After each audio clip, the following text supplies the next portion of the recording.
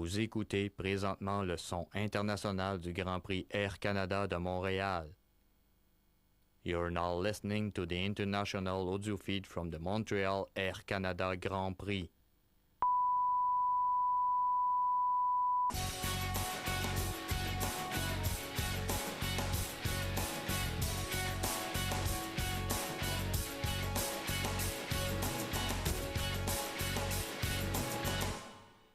Vous écoutez présentement le son international du Grand Prix Air Canada de Montréal. You're now listening to the international audio feed from the Montreal Air Canada Grand Prix.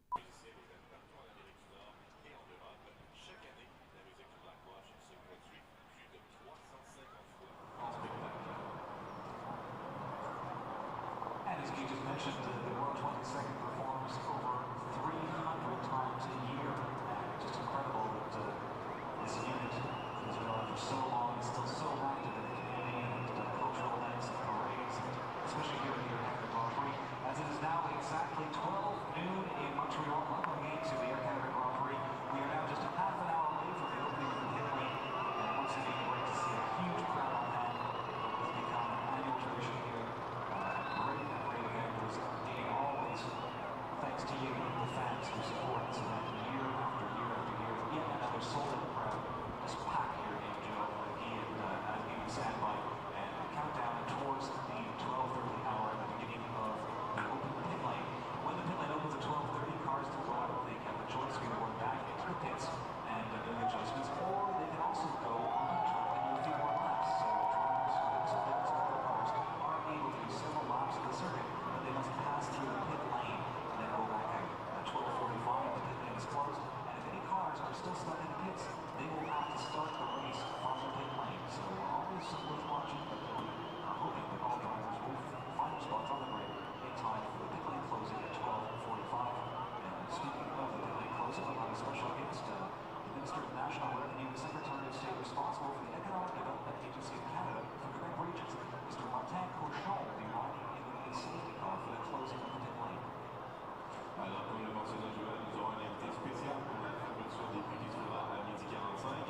Le ministre de l'Économie nationale et secrétaire d'État responsable de l'Agence de développement économique du Canada pour les régions du Québec, M. Martin Cochon, participera à la fermeture des prix à bord de la voiture de sécurité.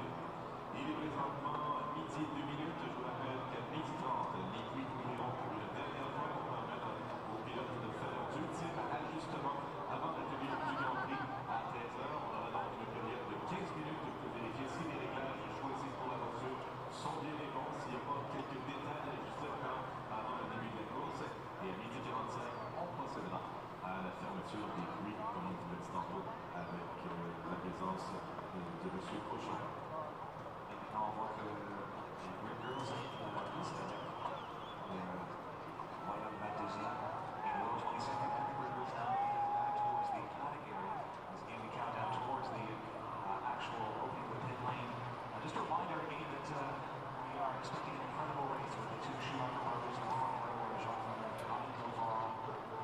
Many of you can cheer on different teams. You see the flags of different countries and different drivers all through the grandstands. A lot of red up there again. So a couple of Ferrari fans in town because it's a very red audience just across from us on the golden grandstands, a bit more red than white. Évidemment, un public qui est fortement vendu à la cause de Ferrari et c'est Montréal depuis bien des années. Depuis en fait 78, les premiers moments du Grand Prix sur le circuit du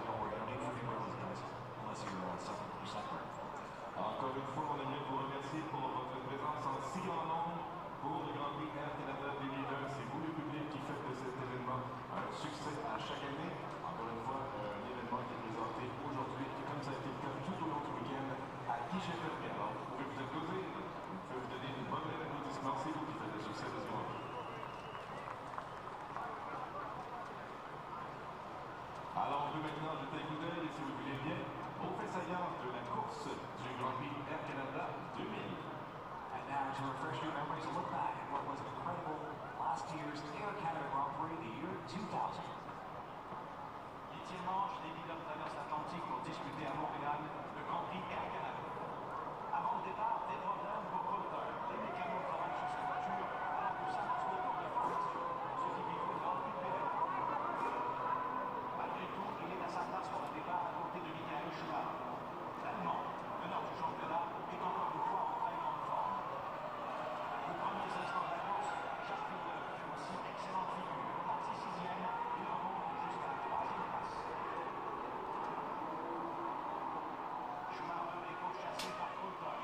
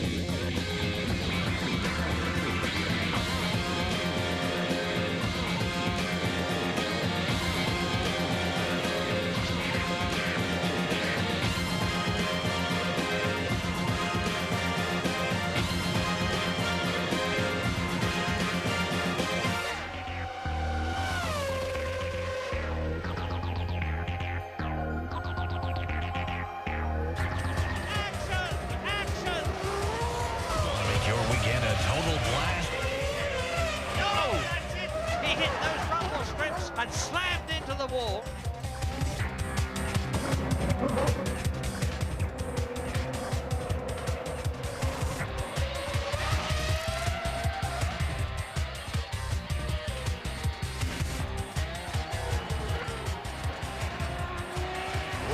Prix Street Festival. Michael Schumacher is going to improve on his time. A searing 1 minute 15.782. Barrichello and Heidfeld play the Montreal Wall game. Schumacher on pole, part of the spectacle that's filled the Gilles Villeneuve circuit to bursting point. Hello there. The Canadian Grand Prix is the country's biggest single sporting event. The love affair with Formula One in this part of the world shows no sign at all of cooling off. We have a sellout. 110,000. The weather just about perfect. And perfection sums up world champion Michael Schumacher at the moment. He's on pole. He leads David Coulthard by 12 points. Coulthard has never won here. Schumacher going for victory number 5. Barrichello shaken, but okay after that qualifying smash. Ralf Schumacher's Williams starting alongside his brother on the front row. Villeneuve, despite massive local support, he was out-qualified by teammate Olivier Panis, and Panis has gone quickest in morning warm-up. Tony Jardine and Mark Blundell are with me. Welcome both. Very much like Monaco, Mike, make a mistake here, Mark. This circuit will bite you. Yeah, you're right, Jim. This is tough on cars, tough on drivers, and lots of concrete. But it's a turning point in the season, this race. Always has been, it will continue to be.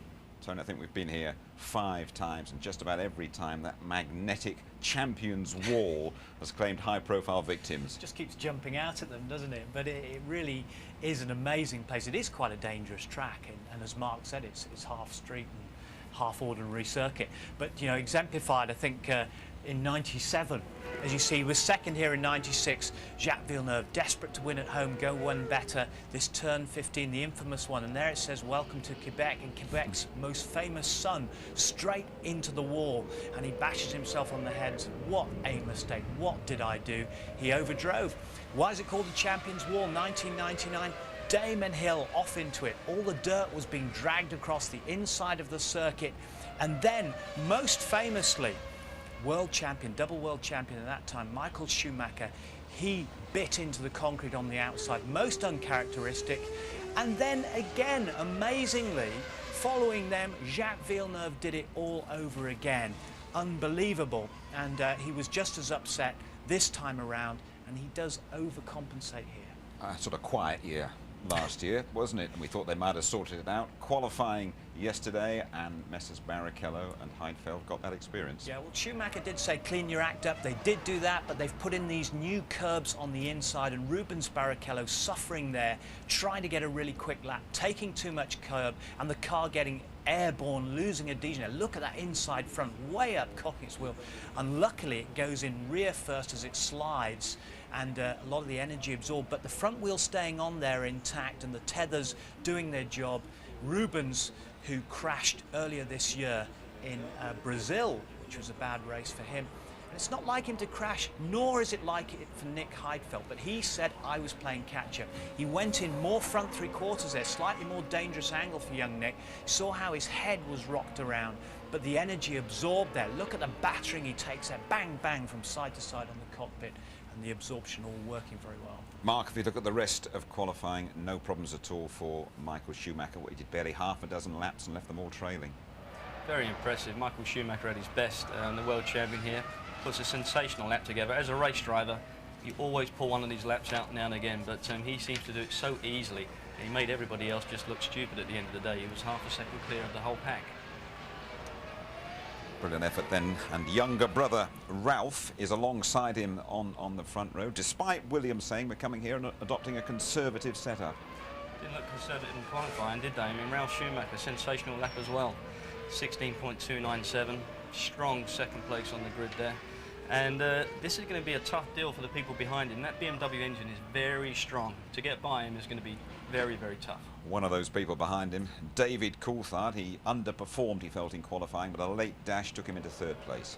The car's not really been suited too much to the track at this point, and normally DC with the McLaren has been very strong. But he did pull a nice lap out at the end here, at the front of the traffic. this race is important. He has to win this to keep himself contention for the World Championship. Okay, right then, Tony, take us through the grid. Well, Michael Schumacher, sixth pole of the year. He looked absolutely serene, but the brothers together for the first time since Brazil, filling that front row. And then David Coulthard, he has to hope that his software talks to the engine, he gets off the line okay. Truly, he was sent to Parc Fermé early. It reckoned he could have got third. Barrichello, we know about his crash. Panis, best BAR grid this year, and he's ahead of Villeneuve. Räikkönen, brilliant in seventh place, his first time here. Hakkinen, his fellow Finn, struggling. Villeneuve alongside Montoya. Battle of words between those two, battle of the Dodgems, and they've had a warning from Charlie Whiting as well to behave. Heidfeld, who you saw crash. Zonta in 12th place, a return for him. The test driver Jordan taking over for Heinz-Harald Frentzen, who's still got a headache after his Monte Carlo crash. Irvine not so good, the package here, and the tyres not working quite so well. Fisichella struggling in 18th place alongside Benaldi there. And 20th for Button. He's struggling as well in the Benetton with the Renault engine, which we suspect is turned down on power again. Marquez and Alonso on the back of the grid. We knew after the morning that we will be very competitive, so we were. First run, we immediately set the pace, and I was surprised that it got so tight when Ralph did his lap, especially from Ralph's side. I didn't expect him to be so close to us, but then we were able to improve and had a safe position. Congratulations, Ralph, alongside your brother again. Yeah, I mean, especially after the 2 days of free practice we had and the pretty poor results we had in the first few days and a few trainings. I think we are a bit surprised that we are all of a sudden there, but I think we got the best out of our package, and some others seem to struggle a bit to do so. It was a messy session, so I don't think we got the most out of the car, but I still think the Ferrari qualifyings would have been beyond us.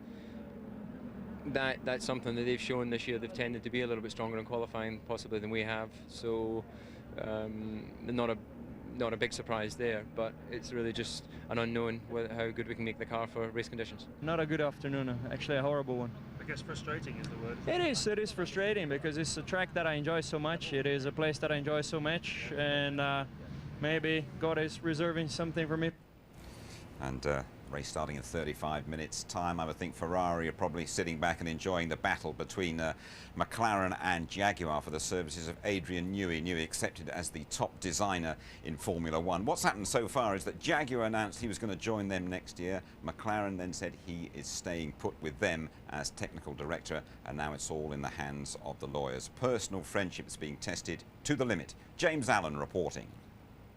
Adrian Newey and Bobby Rahal go back a long way, 17 years in fact, to when Newey engineered Rahal's victory in the Indianapolis 500.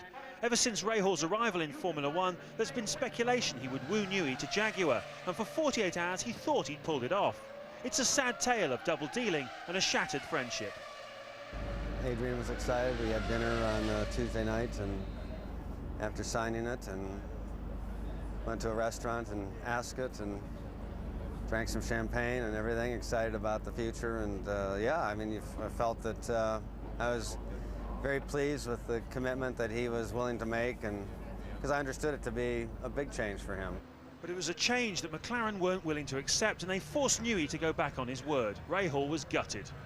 Tremendously disappointed because friendships are based on trust and good faith and you know, caring, I suppose. But in the world of Formula One, those attributes don't have a lot of relevance or credibility, obviously. I think they do in life. And so personally, I'm very disappointed, but I'm a big boy, and you know, life's full of disappointments. As Adrian expressed, he was not comfortable with changing his mind, as was expressed in his quotes in our press release. He apologised for changing his mind, but that is simply what he did. And he is a very focused, talented, highly talented and motivated individual. From the day I worked with him, I thought he had something very few designers, engineers have, and that's intuitiveness, you know, that he could. It separated him, to me, from everyone else. That maybe a Colin Chapman had it too, I don't know, I never worked with him, but when you drove for when you had Adrian Newey as your engineer, you felt you could move mountains. It's hard to see how this saga can end well. It could end with Newey being blocked from working for either party. One thing's for sure, Jaguar and McLaren will fight over him to the bitter end. Tony, he's a £4 million a year property. You know Adrian Newey very, very well indeed. How do you think he's going to react to all this? Well, I think very badly. I think he'll take it very badly. He's not only caught in the crossfire, but he's probably very bruised right now and sort of hurting quite badly over the thing.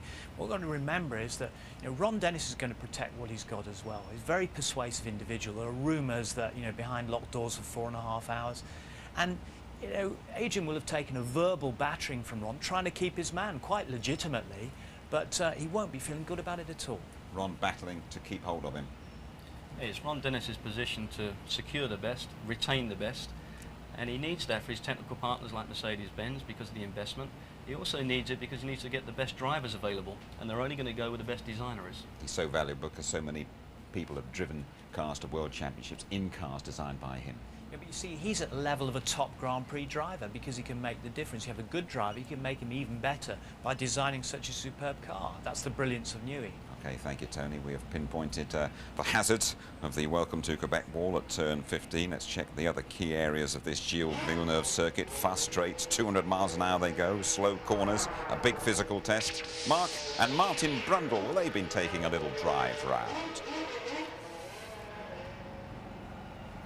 So, Marky boy, down to the first turn then. Pretty tough corner. Tough corner, but we're just past 100 board. That's where we're going to be braking during the race. You know, 190 miles an hour an entry to this corner, about 160, 155 maybe for the beginning of the race when they come for turn 1. Difficult though at the start, isn't it? Everybody focused on the same piece of tarmac at the same time. It tends to concertina up through the field, and we see a lot of incidents in here on the first lap. Well, we're all trying to get the same racetrack, and we've seen it time and time again at Montreal. Turn 1, there's always been an incident. And really, look how tight it is. There isn't a lot of road, is there? The runoff's small. We're going to see smoking tyres and, for sure, an incident during the weekend. Crucial corner, you've got to straight afterwards, and you've got to get the power on nice and early. But what a brilliant natural theatre to watch a Formula One car and driver at work. Yeah, great atmosphere in Montreal. Of course, this is not a permanent road course. It's actually like a temporary track in a park environment. They put it on specially for the Grand Prix, but it is a great place. Look at the backdrop of the city. You've got the water next to you. We don't get to see any of that in a Grand Prix car, but it's great to enjoy it now. But it's all about these chicanes, big braking, a lot of traction, a little bit of understeer's nice on the way out of some of these corners. They all tend to open up and give you a bit of freedom, don't they? They do, but you know, when we're in the cockpit of a race car, you come into like the entry for here, it's blind. You can't see when you turn in, so you've really got to pinpoint, get your apex, and be nice and crisp on the exit. And every time you come to an exit, 9 times out of 10 around Montreal, you're facing a concrete wall.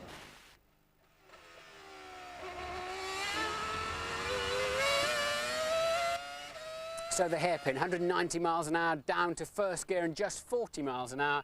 Great place for overtaking, Mark. Yeah, for me, Martin, this was the only place you could overtake, but not without incident. You remember the Villeneuve and the Schumacher deal? Yeah, Ralph being rear-ended by a very optimistic move from Villeneuve. That was in the rain, but in any conditions, this is a slippery racetrack, isn't it?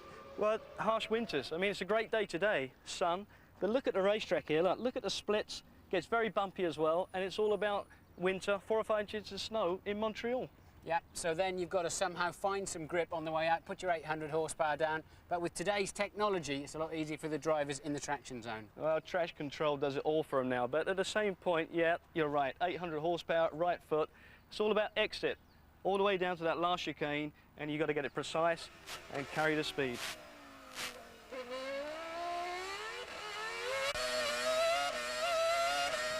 So the final chicane, fastest part of the racetrack, 200 miles an hour down to about 70 or 80, third gear. New improved curbs for this year, hey? Brings tears to your eyes, I would imagine, Marky. Well, I tell you, a modern day Formula One car and these are not made for each other by any means. And the big issue is going to be, if you collect one of those at the beginning, it's going to launch the car, you're going to end up over here, and what do we have? Concrete wall. Despite some of the finest technology in the world, a Formula One car will not turn when it's flying through the air, and Nick Heidfeld demonstrates it's a very painful accident when you take a bite out of that wall. Bit like a ski jump, those curbs, Mark, aren't they? Well, to give you an idea of what we just saw in the film there, this credit card here, those curbs are as big as that. But what you've got to remember is that those cars travelling at 150 miles an hour, they've only got 10 millimetres of ride height. 10 mil, credit card, doesn't go. Listen, I hope you keep on the straight and narrow next weekend at Le Mans. Both you and Martin driving there. Good luck. How are you going to go? I think we'll be fine. I'm in the MG, Martin's in the Bentley, so side by side until the finish. You can tell us all about it in a couple of weeks' time, anyway. Now then, Michael Schumacher's 4 victories here, making the most successful driver in the history of the Canadian Grand Prix. You want to find out a bit more about what's happened here over the years? Well, Murray Walker has seen the lot. Since 1978, the Canadian Grand Prix has been held at Montreal on a superb 2.7-mile circuit which circles a man-made island in the St. Lawrence Seaway. It's a superb setting with the high-rise buildings of the city in the background, and it's renowned for really exciting racing. 1978, which was my first full year of Formula One commentary, was also Montreal's first Grand Prix, and it saw Canada's hero, its very own Gilles Villeneuve, win for the first time in a Ferrari. A very heady mix. Villeneuve wins, and 100,000 cheering Canadians go wild with delight at the first ever Grand Prix win by a Canadian in, of all places, Canada. 1979 was a real thriller, a race-long duel between Australia's Alan Jones and Gilles Villeneuve. It was Williams versus Ferrari, nose to tail all the way for 70 grueling laps until Jones managed to squeeze through. Villeneuve is seeing Jones in his mirrors all the time as they come down to the hairpin to take another lap, and Jones is through. Jones closes right up on Villeneuve. He's got the inside line, they touch, and Villeneuve drifts out wide, and Alan Jones is in the lead at 2/3 distance. And Jones kept in front to win by a mere 1 second. Alan Jones wins the Canadian Grand Prix. 2 years later, Gilles Villeneuve was tragically killed in Belgium, and Canada's misery was compounded by the horrific death of Riccardo Pelletti at the 1982 race. But then the 90s, and in 91, Nigel Mansell, waving to the crowd on his last lap, threw the win away as his engine revs died. He's stopping!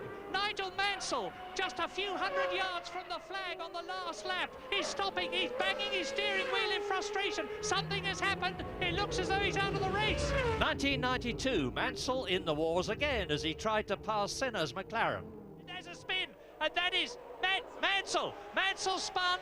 Well, this is terrible for the British driver. He's going right. He looks as though he's out of the race.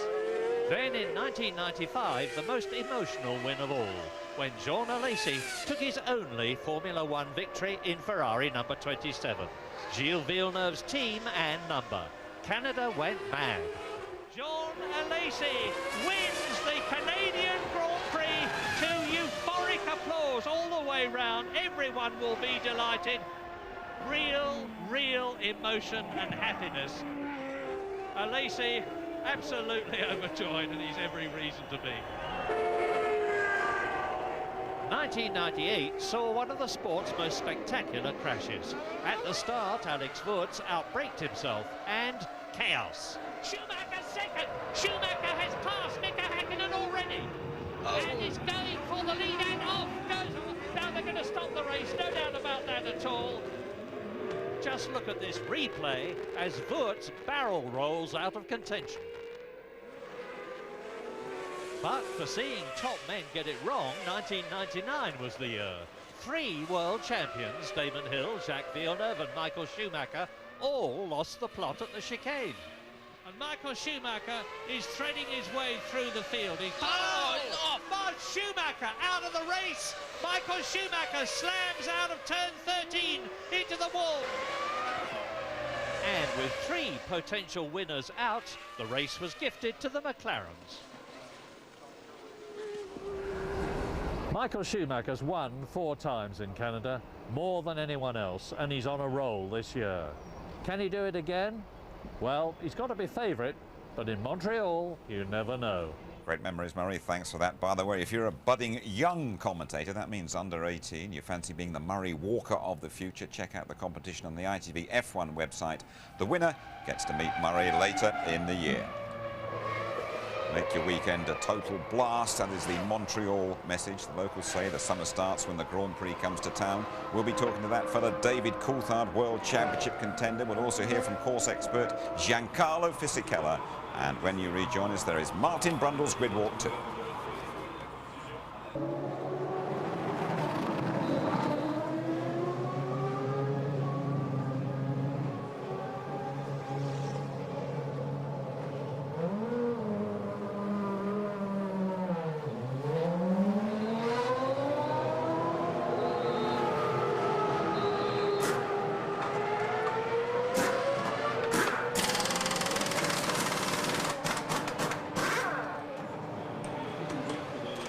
Jarno Trulli, fourth on the grid.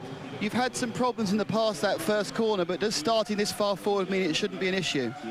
I hope so. I mean, the first corner here is it's very tight and also very slippery, so very often we have had in the past accident. I just hope that this year I can get away without problem and do a good race. I think most people are worried about both the tyres and the brakes. Are you going to have to be driving at 90% for most of the race? Unfortunately, no. I mean, we are suffering a lot of blistering and also brakes problems, so I have to take care of them during the race. So will that mean you'd be more likely to do more stops? I don't know yet. Thanks, Jarno.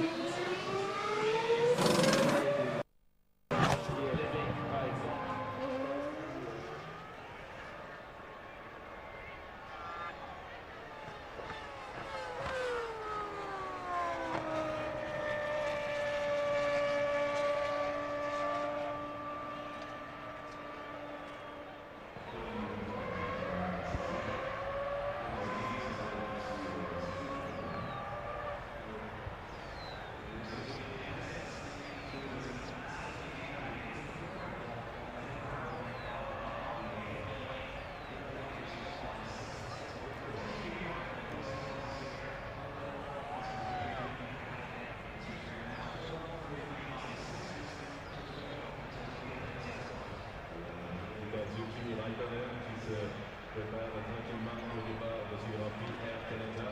Michael qui a réussi à devancer son compatriote Michael Miller à la convergence.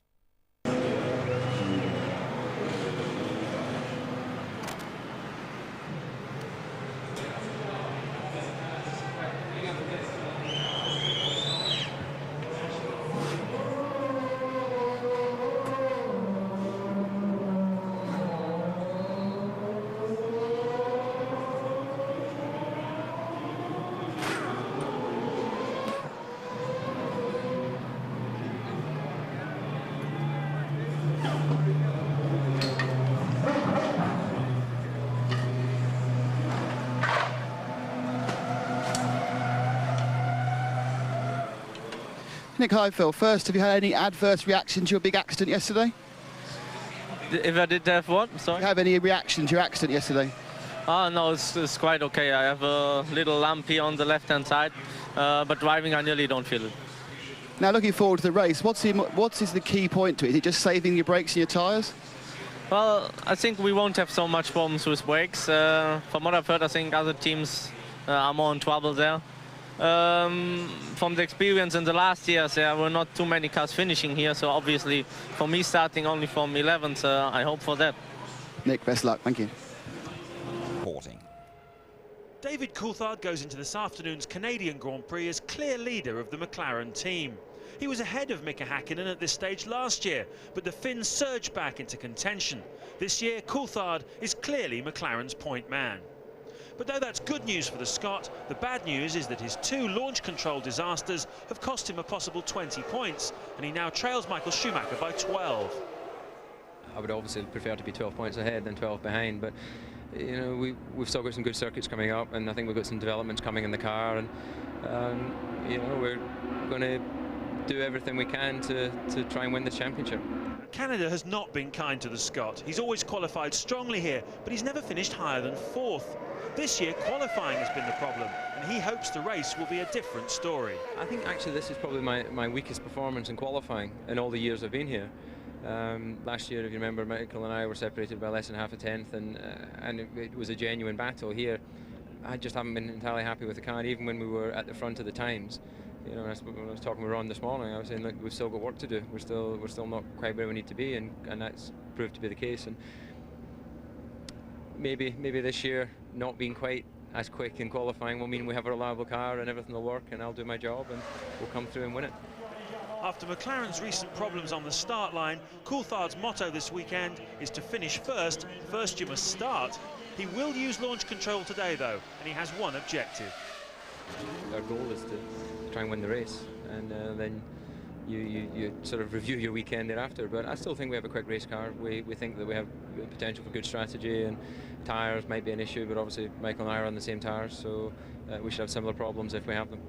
He's finished every race this year in the points, and there's a steeliness about him which wasn't there in previous years. The summer races often see a swing in championship fortunes. Coulthard is very much in the hunt. Let Schumacher get any further ahead, that's for sure.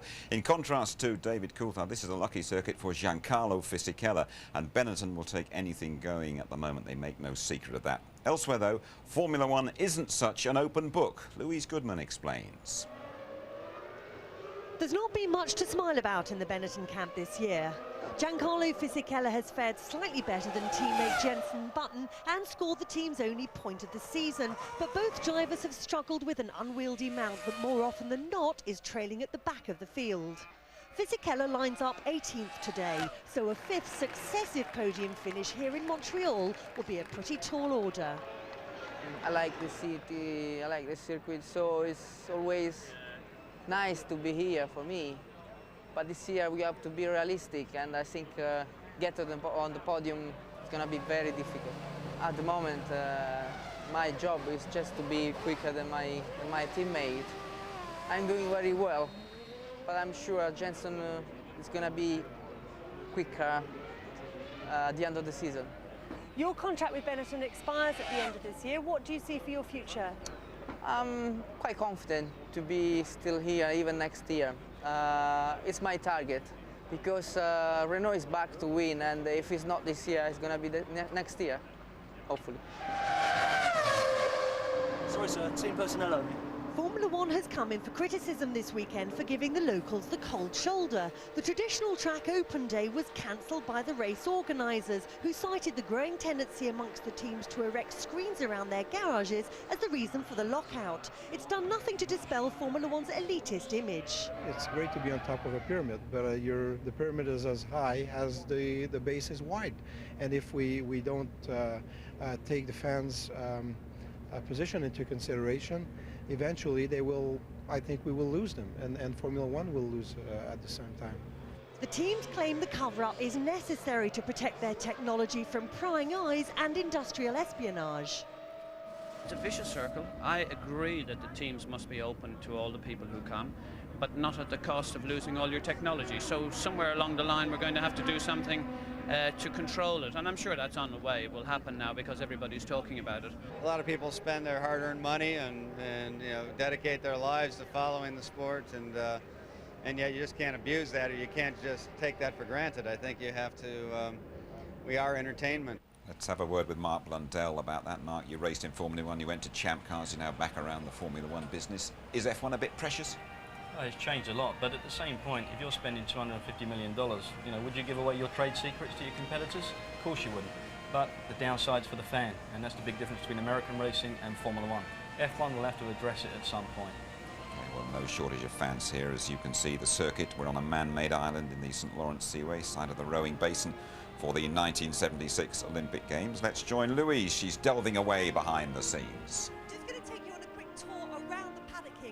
Unusual setup here in Montreal. If you look through to the back of this Jaguar hospitality area, you can see the Olympic rowing lake, which Jim was just referring to. It's quite good for fishing by all accounts, although it's not quite as glamorous as the Monaco harbour. In fact, all of the facilities here are a wee bit substandard by Formula One standards anyway. The teams don't have their multi-million-dollar motorhomes. This is a flyaway race.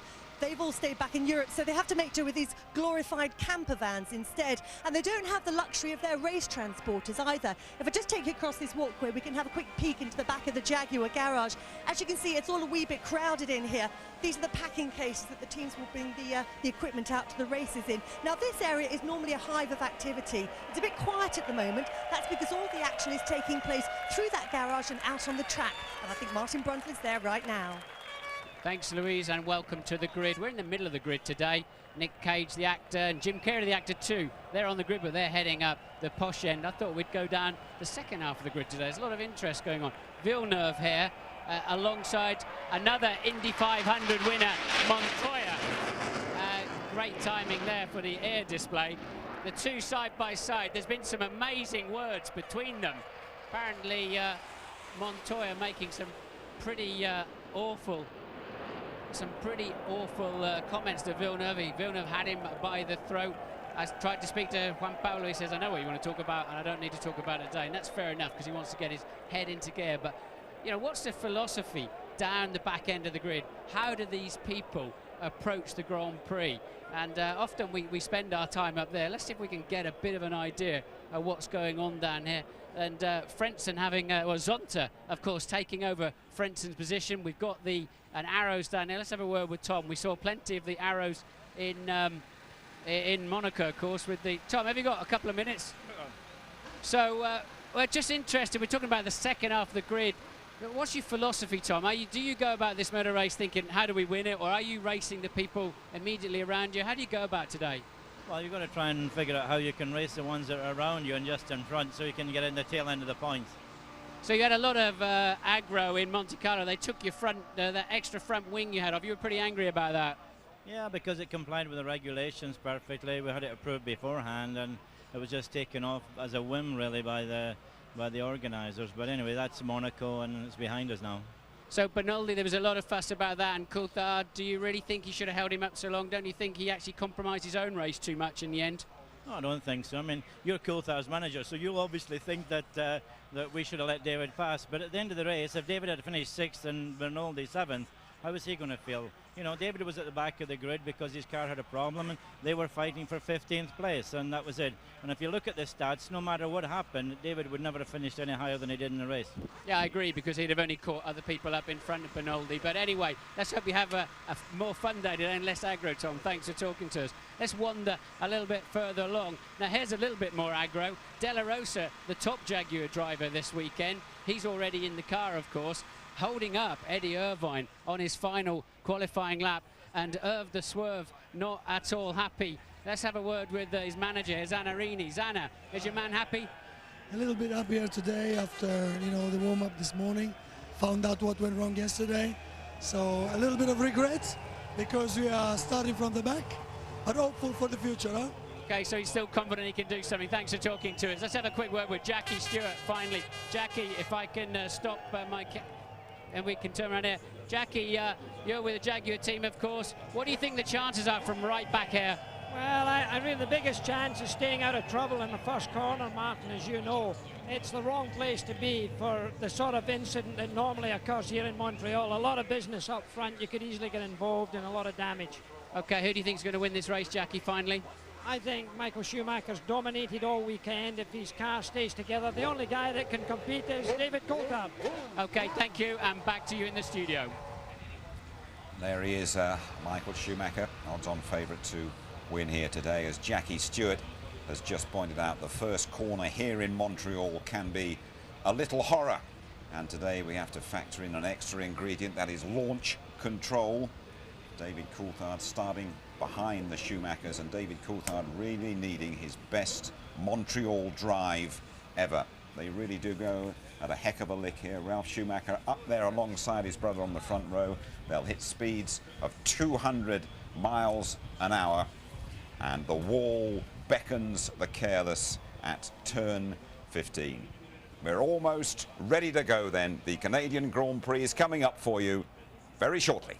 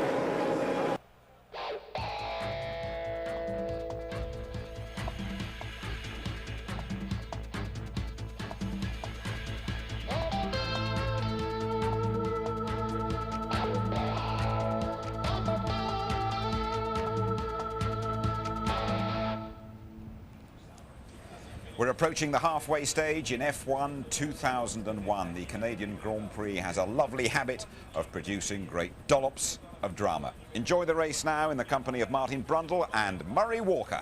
And what a fabulous, fabulous sight that is. An absolutely unique Grand Prix location. The Ile Notre Dame here in the St. Lawrence Seaway. And the great hero of Canada, Gilles Villeneuve, whose son Jacques is starting here from 9th position on the grid. Well, this weekend so far has been dominated by a lot of nasty politics and a lot of unpleasant words between some of the drivers, but now it's the race, and here are some points to establish. This circuit is a car breaker. If you can go the distance here, you're doing well. Brakes take a terrible hammering. Tyres, well, Ralf Schumacher there, second on the grid, is on the harder compound Michelin. He thinks that's an advantage. Michael Schumacher, his brother alongside him in pole position, is on the softer Bridgestones. We'll see. David Coulthard there in 3rd position on the road. This is a circuit where you can overtake, but let's hope there's not too much of that at the first corner here, because that's the one where there is so often trouble. Tremendously close here this morning in the final half hour of the warm-up. There was just over 1/10 of a second, listen to this, just over 1/10 of a second covering the top 6. Incredible.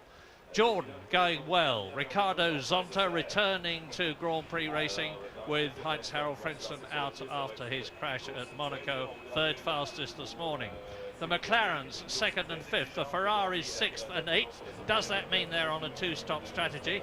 We know that Eddie Irvine, 15th on the grid there, and the Jaguar on the softer compound Michelins is on a 1-stop strategy, so we can expect to see him sprint through the field. The opening lap or two is going to be sensational. Well, of course, we've seen many accident here going into that first corner, and it's just fast enough to build up serious head of speed, as we've said.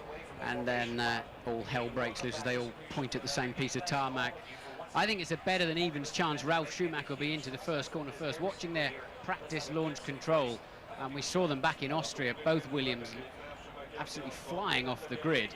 But Michael seemed better this morning. Coulthard also getting some good launch control starts in, so even Stevens, but I think Ralf may just have the edge down to that first corner. He's on the Michelins, of course, the harder Michelin, and there is a story in the paddock that they tend to fade away a little bit for a few laps. We've heard that before, but when we've seen that Williams out front, it tends to march on. For sure, the Bridgestones are blistering, but the drivers are not aware of it until they come in the pits. They're not losing time on it, but can they do a full one-stopper late into the 40-odd laps into this race and get away with blistering rear tyres? Little heat bubbles in the rubber, it bursts open. Normally you feel a vibration, you lose grip, but the drivers have not been feeling that. But this also, Murray, is about brakes. It's a very heavy braking circuit, some new braking systems out there, even this weekend on the grid, and I think brakes are going to play a key part in the later stages of this race. I noticed that 2 or 3 of the teams, Sauber and Jordan amongst them, are copying this magic braking system that Ferrari have had on the front of the cars since the season began. And they're certainly going to need it here, as you rightly say, because the brakes take an enormous hammering. I remember Heinz-Harald Frentzen a couple of years ago, very well placed in the race, went out in the closing stages when he went into, guess what? Yes, the wall that you have seen so many of them crash into. And we saw Trulli's tyre blankets coming off. He's electing to start the race on scrub tyres. Brand new rears then look for Barrichello, and rather tatty looking fronts, and it'll take a couple of laps for that the rolled up rubber on the top of Barrichello's front tyres to come off, and that was the dark horse of the race. I think Panis in the PAR, and straight then on to Räikkönen. Räikkönen, the young Finn, out-qualifying the double world champion Mika Häkkinen, fellow countryman, and they're in 7th and 8th position. Flew perfect organisation and timing. There is 8 seconds to go, and then you will see them get away on the formation lap around this 2.7 mile circuit. That's it, 1 o'clock local time, away they go, and you'll see this magnificent circuit. You've heard Martin, and here he is again. Sorry, 2 PARs, very slow away there. Panis, one of them, will they be able to stay in the pack? I think they have just done. So the PARs slow to get away, but they've stayed within the pack, Murray, so they can rejoin their original grid position.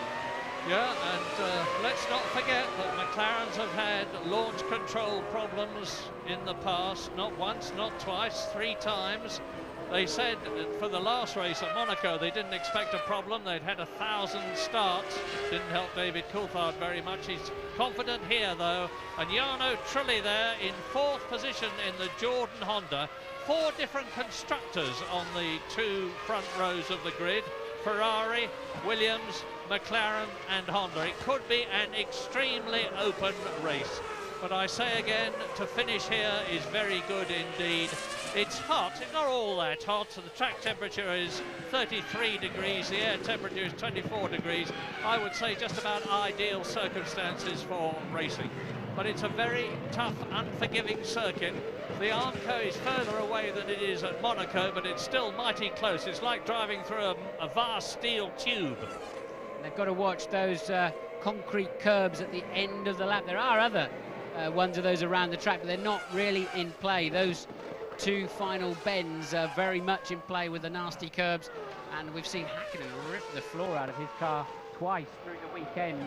And of course, over and above all of the other accidents we've shown you earlier in the programme, as they fly through the air into the wall. So they'll be giving quite a lot of respect to that final chicane in the first 2 or 3 laps until they find their braking point. They'll all be carrying a lot of fuel, especially, of course, the one-stoppers. And they'll need to be sure they start edging into those braking zones instead of total commitment on lap 1. Yeah, that's the one thing we don't know about these strategies.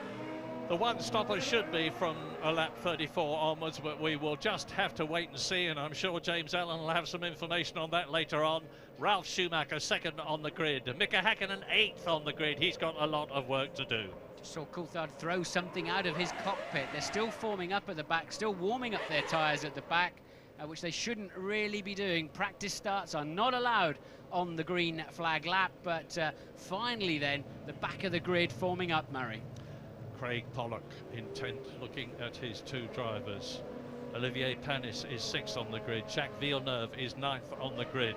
It is a 69-lap race. They are all ready to go. They've been a very long time held on the front row of the grid, and now the lights. When all 5 go out, the Canadian Grand Prix will be go, go, go, go! Michael Schumacher gets away, well, his brother gets away. Michael Schumacher on the inside at the left. Ralf tucks in behind him. Now, are they all going to get around? It looks to me as though we're okay so far.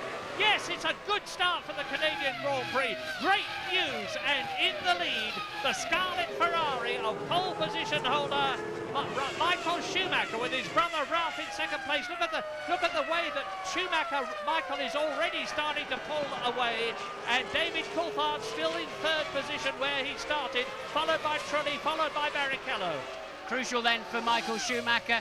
Ralf made up the 4 or so metres he was behind, but could not go round the outside, and that is crucial. Michael can get away. We think Ralph's qualifying performance was exceptional, probably put his car higher up the grid than it should have been, and it's Coulthard now that faces the problem of Ralf Schumacher in the early stages. Yeah. But Martin, Barrichello has got ahead of Trulli. Rubens Barrichello in the Ferrari, who started 5th on the grid, has passed the yellow Jordan Honda of Jarno Trulli, and Trulli has now got Olivier Panis tucked up underneath his rear wing. Lap 1 of 69. Now this is the dreaded chicane. And Verstappen making a move up the inside. You see it, we just cut away, unfortunately. Verstappen then making a move on Räikkönen for 7th place. So another charge early on from the Dutchman. 3/10 of a second, the lead of Michael Schumacher at the end of that first lap. Look how closely they are packed together now. The first four round turn 2, and into the pits comes the Benetton of Fisichella. Look at that right front. He's hit something very hard indeed. That is the first retirement of this year's Canadian Grand Prix. Giancarlo Fisichella out of the 2 Ferraris. The Williams and the McLaren of David Coulthard are 1, 2, 3, 4 together at the front with Barrichello making the pace at the moment. Yeah, Barrichello very fast and already harrying Coulthard. Be interesting to see the fuel loads, but Barrichello then appearing. He had a bad grid slot, as we know. Maybe he's running a bit lighter to try to make up in the early stages, and that's worked out well so far, already clearing truly, as you point out. So Schumacher 0.3 ahead at the end of the first lap, closely followed by then a Jaguar and Eddie Irvine out, and one of the Saubers didn't see which one. It's Heidfeld, Nick Heidfeld. They were together on the previous lap. They were 11th and 12th. Maybe Heidfeld was trying to get past Eddie Irvine, I don't know, but whatever, they are both out of the race, so that's 3 cars out.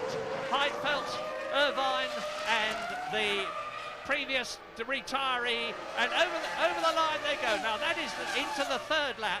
Michael Schumacher has increased his lead to 7/10 of a second, but over the first 4 there are only 1.7 seconds, with a gap developing between Barrichello, who is 4th, and Jarno Trulli 3 seconds behind in 5th place. Yellow flag, waved yellow flags, and Marshall's on track. How much will the drivers yield? Not much by the looks of it. They're still pretty much on the gas, and here we're going to see the start. I'm not sure what we... Oh, and that's Villeneuve not getting away. Is that the green flag lap that I told you about, the BIR slowway? Yeah. Yes, it is. I think that's a replay of the green flag lap, actually, although Villeneuve is... where is Villeneuve in the race at the moment?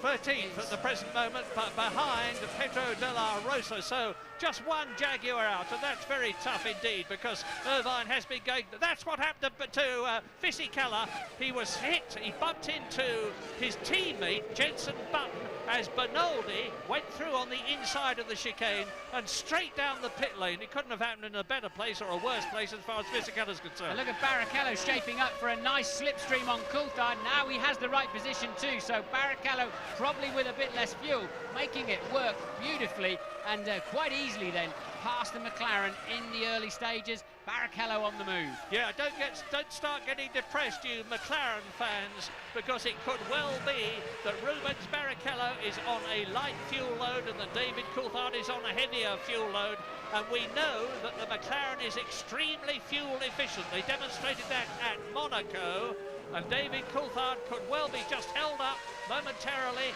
just losing 1/10 of a second here or there because he's in a heavier car. But whatever, Barrichello is certainly searing through the field. He's closing right up now on Ralph.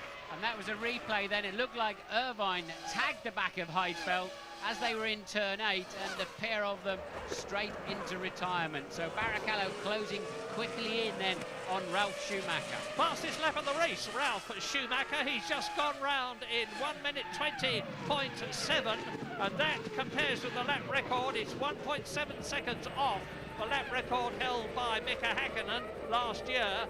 And Schumacher, Ralph, is closing a little on his brother, but it looks to me as though Michael's got things well under control. So it is Michael Schumacher, Ralph Schumacher, Barrichello, Coulthard, Trulli is 5th, Panis is 6th, Verstappen is 7th. Excellent, that's excellent. And Kimi Räikkönen is 8th. Bits of Benetton bodywork flapping around as they break into the final corner. That can easily puncture your tyres. But Barrichello then a new fastest lap by a long way, a 1:19.9, and Michael sitting pretty. He's got his brother and he's got his teammate between himself and his main championship contender, David Coulthard. And here we see the move. Barrichello with track position, greater straight line speed, having pulled nicely out of the slipstream of that McLaren and made it stick well. And where is Mika Häkkinen, who started 8th? He is 10th. He's lost 2 places. He's been repassed by Riccardo Zonta. Kimi Räikkönen, who started alongside and slightly ahead of him on the grid, is still in front. and it's still Michael Schumacher, Ralph Schumacher, and Barrichello pushing.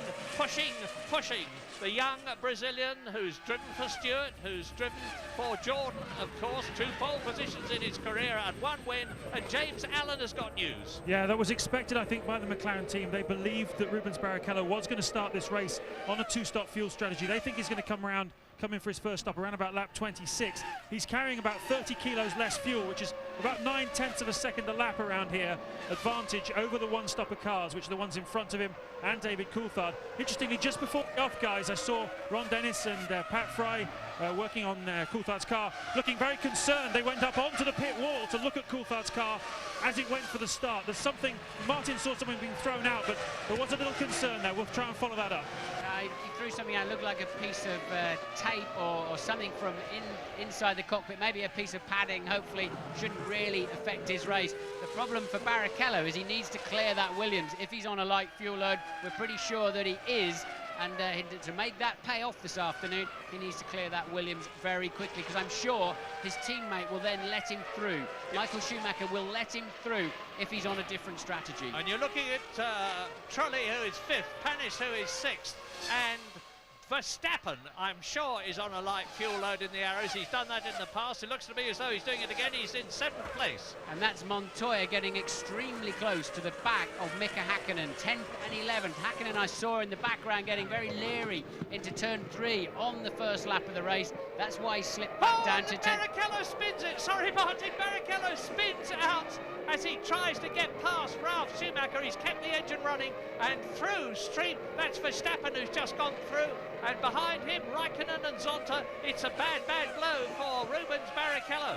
Curious how you can spin a car these days in a traction zone with traction control, Murray. Very unusual. I'll need to see a replay of that, because I was looking at the data computer up here, but maybe Barrichello clipped a curb or something. But surprising that he can. I haven't seen a car spin there for years, actually, on the way out of that corner, especially with traction control. Here we go then. Look, he comes off the inside of the curb. Yeah, just lights the rear wheels up. Yeah. So something awry there, I think, with the electronics. Well, he's down to 14th place now, behind Enrique Bernaldi, the man who caused all the controversy at Monaco by staying ahead of David Coulthard. But I tell you who I think is in a very strong position, and that's Ralph Schumacher. He is 1.1 seconds behind his brother Michael. I believe he's on a heavy fuel load, because he was only 10th quickest in the warm-up this morning. We know he's on the hard compound Michelins. We know they like the heat. The track temperature is now 33 degrees. Looking good for Ralph Schumacher, looking better for Michael Schumacher at the moment, leading on lap 7 out of 69. I think Jenson Button's got a stop-go penalty for jumping the start, Murray. Let's just have another look at that computer. 10-second stop-go penalty for car number 8. Jump start, and I believe that is Jenson Button. And the race order on lap 7, as we look now in the background at Rubens Barrichello. Here is Trulli, and he is followed by Olivier Panis, who's followed by Verstappen. There is the Arrows. Next one through after Verstappen is Raikkonen, and then behind Kimi Raikkonen, Ricardo Zonta and Mika Hakkinen. So we're on lap 8, we are over 1/10 distance already. Retirees, Fisichella out early, Irvine and Heidfeld had a coming together, so that is 3 retirements, and into the pit lane comes Jenson Button now for his 10-second penalty. It's not going to make much difference to the Benettons, to be quite honest, because after having had a dreadful 7 first races, except for just the 1 point in Brazil from Fisichella, they're not showing much better form here in Canada, and again we wait and wait for the improvement that they confidently say they're going to have in France, and that is 2 races from now. Lap 8 then. Michael Schumacher is now 1.4 seconds ahead of his brother, who is 4 seconds ahead of David Coulthard. But this race is going to go on like this until the pattern emerges with pit stops. Some people will be on a 1-stopper, which is usual here. Some will be on a 2, which is comparatively unusual, and we're on going to a break.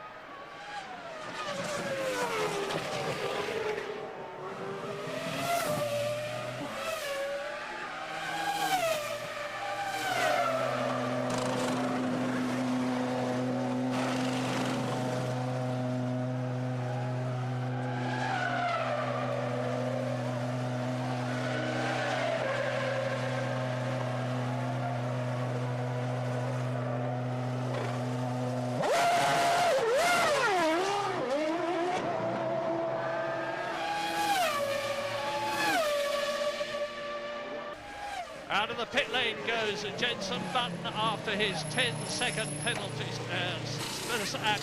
And here is Jenson Button with Michael Schumacher leading on lap 10. But watch in the background the orange arrows of Jos Verstappen.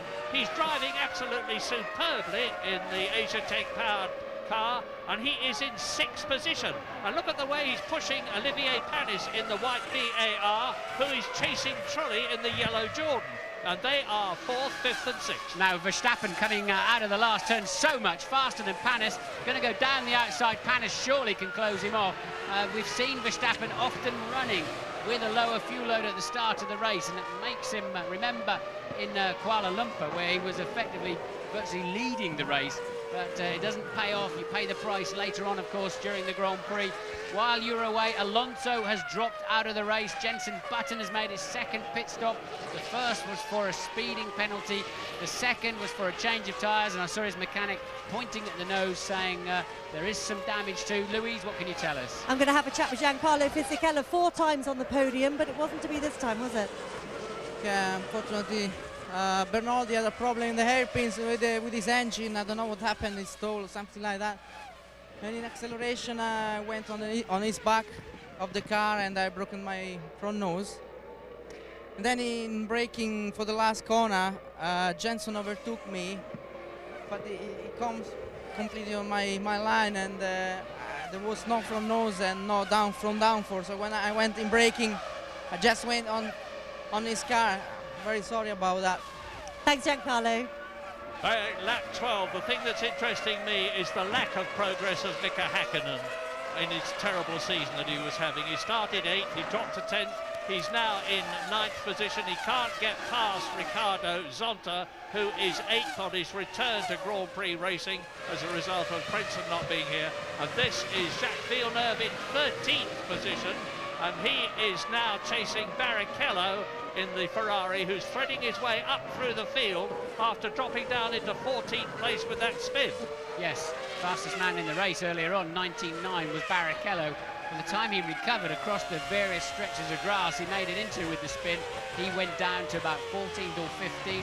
Bernaldi pitted, that led him through 1 place, and now he's passed Villeneuve for another, and already chasing De La Rosa down next in the Jaguar. So Barrichello once again making his way through the field. What's surprising me, Murray, in a way, is that Trulli is hanging on to 3rd place man Coulthard without too much difficulty, and dragging Verstappen, Raikkonen, Zonta, Häkkinen and Montoya pretty much along with him.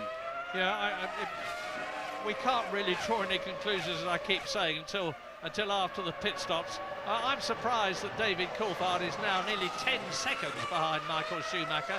Maybe that can be accounted for by a heavy fuel load on one and a lighter fuel load on the other.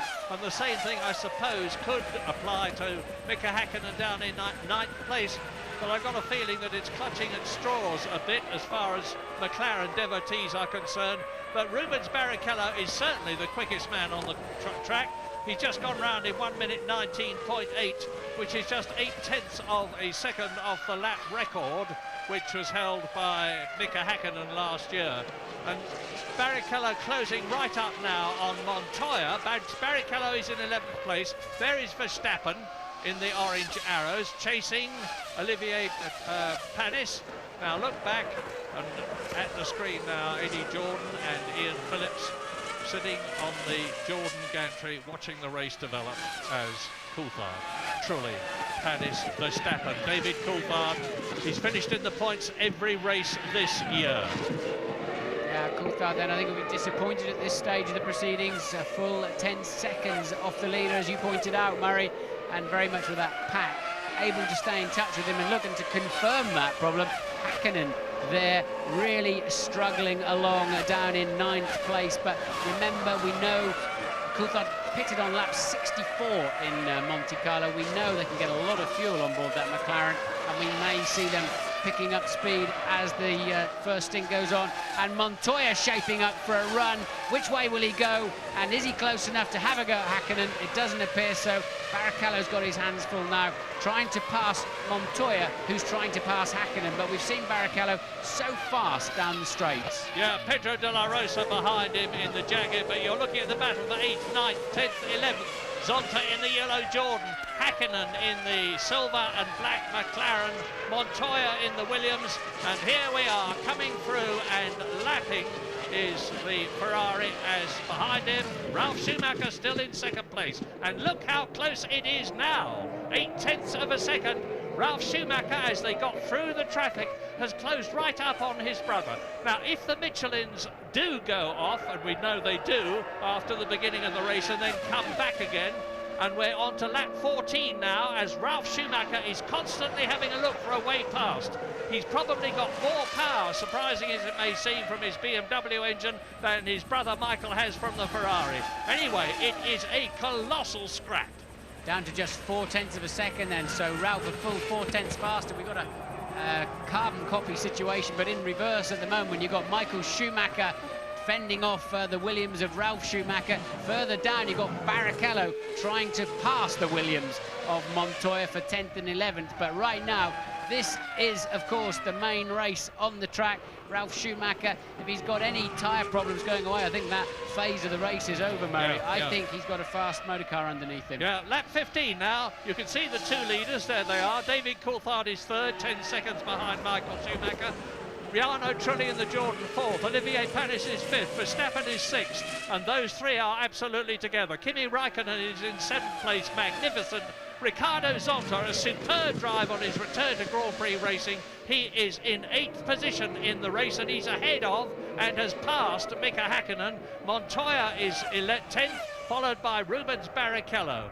And everybody up to 17th now has been lapped. Jenson Button, of course, has been in for a 10-second stop and has been lapped. Alonso is out, Heidfeld is out, Irvine is out, Fisichella is out. The brothers Schumacher exit the chicane and go through and complete their 15th lap into lap 16, and the gap between them, half a second. That was the gap between them on the front row of the grid after qualifying. It's mighty close. Well, these two brothers were in a class of their own, in my view, in qualifying yesterday, and that's certainly the case then in the race today. They've got the cars working very well, but look, what a menace Ralf is going to be for the rest of the afternoon. I don't think Michael's going to easily pull away from that Williams, and Ralf looking very secure. Michael will remember the mistake he made here and clouting the wall, taking himself out of the race, and he won't be wanting to do that. He could well do without this pressure from his little brother. Yeah, Michael Schumacher has driven in twice as many Grand Prix as his brother. He is 7 years older, but there are those that think that now that Ralf Schumacher is developing as well as he is and has got rid of the wildness that he had when he started with Jordan, he's going to be more than a match for brother Michael from now on, particularly as Williams, BMW and Michelin hone the package. David Coulthard third, Trulli fourth, Panis fifth, and in sixth position still the magnificent Jos Verstappen. When is he going to have to come in? We're on lap 15 now. If he's on a two-stop strategy, I would think he's going to stay out there for at least another 11 laps. And Bernaldi was accused of holding up David Coulthard at Monaco so that his sponsor could get the maximum amount of television coverage. Well, Jos Verstappen has done a superb job for them this year, and he's doing a fantastic job for them here in Canada. Trulli, Panis, there is Jos the boss, the very tough, pretty determined Dutchman who runs a karting school at Marseille, where he lives. And now Louise Allen has news. It's Louise Goodman-Murray with Eddie Irvine, who's finally made his way back to the paddock. Eddie, we didn't really get a clear view of what happened. What can you tell us? It's just, car felt good like it did this morning. We made a big setup change overnight, and it just transformed the car. And the car was back to the way we thought it should be, and trying to make up ground, and didn't do it. But the greatest overtaking maneuver on Heidfeld, and two of his touched. But I had to get stuck in. There's no option when you're 15th on the grid. Thanks, Eddie. Or even James Goodman. Sorry, Louise. Yeah, well, that's as near you're going to come from a racing driver to admitting fault. I didn't do the greatest overtaking manoeuvre. In other words, I ran into him, but at least Eddie had the good grace to virtually admit that anyway. But he was trying to make his way through the field. Ralf has been stunningly fast in the middle sector of that final, of the last lap. A new fastest lap of the race then for Ralf Schumacher that time around. The gap down, according to the computer, to 0.4 of a second. Looks a bit less than that to me now. I was talking to my wife earlier on. She said, I do hope the brothers Schumacher don't get too violent with each other. And my answer to that is both of them have said we've raced against each other for years and years and years in karts. We know where one is good and the other is not so good, and you don't have to worry. We are not going to take each other off. Well, first of all, Ralph has got to get right up with his brother before he can attempt to get past. We're on lap 18 now. Ralph Schumacher has again gone faster than anybody else has been. He's knocked 0.2 of a second off his previous fastest lap. They still haven't got down to quite the lap record speed from last year, but it's getting quicker all the time as the fuel load goes down. Yeah, so it's Michael who's pulling the fastest first sectors, and Ralph clawing 0.3 back through the middle part of the lap. The man under pressure is Coulthard in third place, 12 seconds off the lead, now just 0.6 ahead of Trulli, and losing 3/4 of a second to Trulli last time around. So Coulthard coming under pressure. Meanwhile, Ralph keeping the pressure on Michael too. Yeah, and this is bad news for McLaren and bad news for David Coulthard, because at the present moment, Michael Schumacher's on a maximum 10 points. His teammate Barrichello is a long way from being in the points at the moment. He's in 11th place. But David Coulthard, who is 12 points behind Michael Schumacher in the World Championship at the moment, is now a further 6 points behind, the difference between first and third. Jarno Trulli driving an excellent race. It really is time this young Italian was able to finish where he deserves to finish. He's had all sorts of problems. He's an excellent driver. He led a Grand Prix as long ago as 1997 for Prost in Austria, and at the present moment he's fourth, still ahead of Panis and Verstappen. Verstappen you're looking at there then, so there is that train, third, fourth, fifth and sixth, and it's very, very close. There's just over 2 seconds between the lot of them, and James is down in the pits. Yeah, definitely something amiss, I'm afraid, with David Coulthard's car. He should be, even if he was carrying a little bit more fuel, he'd be only about 6 or 7 seconds behind the leaders, not the 12 or 13 he is. Pat Fry, his race engineer, has now come off the wall. He's in the garage, and they're working on the spare car. There's obviously something on the spare car that they want to either take off or learn from, that when David comes in, they can change it. There's something he's fighting in that car, guys, and that's the reason he's off the pace. Yeah, look at this battle behind. Zonta in the yellow car is 8th. Then there's Mika Häkkinen, Montoya and Barrichello. There's the Scarlet Ferrari of Barrichello having a look at Montoya. And the chap who's holding them all up in comparative terms is Kimi Räikkönen in the Sauber with the yellow mirrors. It's Räikkönen, Zonta, Häkkinen, Montoya, Barrichello, all virtually nose to tail, because Räikkönen is going slower than the rest of them behind him can ideally go. I've said it's in again comes Jenson Button. His teammate Fisichella was the first retirement after he had lost virtually his left. Two cars in the wall. It's a Ferrari. It's Barrichello. Sorry, Martin. Rubens Barrichello out of the race. Now, debris on the track. Who was the other car? You can. I think there'll have to be a pace car situation there. You've got 2 cars in the same place, and we think it's Montoya, of course, so they were nose to tail. Maybe Montoya went off and took Barrichello with him, and the safety car is out. That's the only thing they can do. Safety car deployed then. That's a breath of fresh air for a few people, because that is a very closed area. You can see for yourself, trees either side of the racetrack. It's very difficult to clear the cars from there. It's the exit of turn 4, just before that nasty turn 5 where Panis smashed up his legs. Safety car then picking up the leaders, and the pack will close. Beautiful timing from the point of view of the safety car as it came out of the pit lane. Michael Schumacher and brother Ralph closed up behind it. Now we're on the lap 21 out of 69, and it's going to be even closer when the safety car pulls in. So yes, as you say, at the end of 21. Let's see how many laps, and that is look, yes, Montoya goes off, as I thought. Barrichello crashing, trying to avoid him, and that's the second race in succession where Montoya's made an unforced error.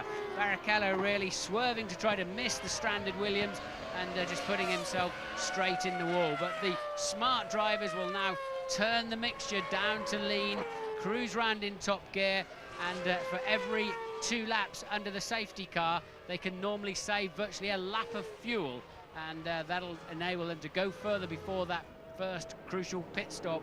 So the thinking men should be getting that done right now. Well, it could be a big bonus for David Coulthard. He was 14 seconds behind.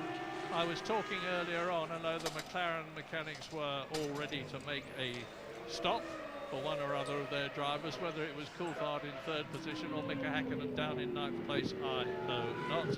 But as they round the hairpin, it's pace car. Michael, Ralph, Coulthard, Trulli, Panis and Verstappen. And the marshals pushing the Ferrari out of the way. We're leaving Canada. We will be back.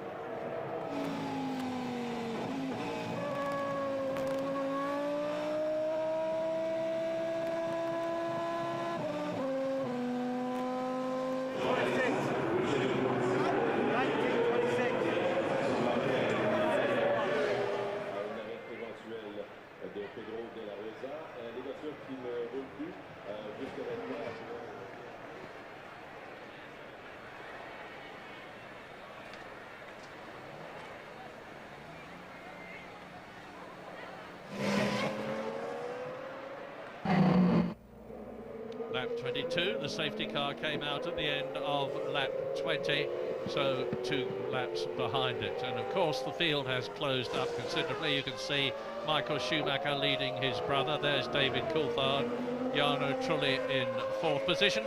And here we go, Montoya loses the back of the Williams in turn 4 there, overcorrects, slams into the wall, hard on the brakes, but there's nothing going to happen from there.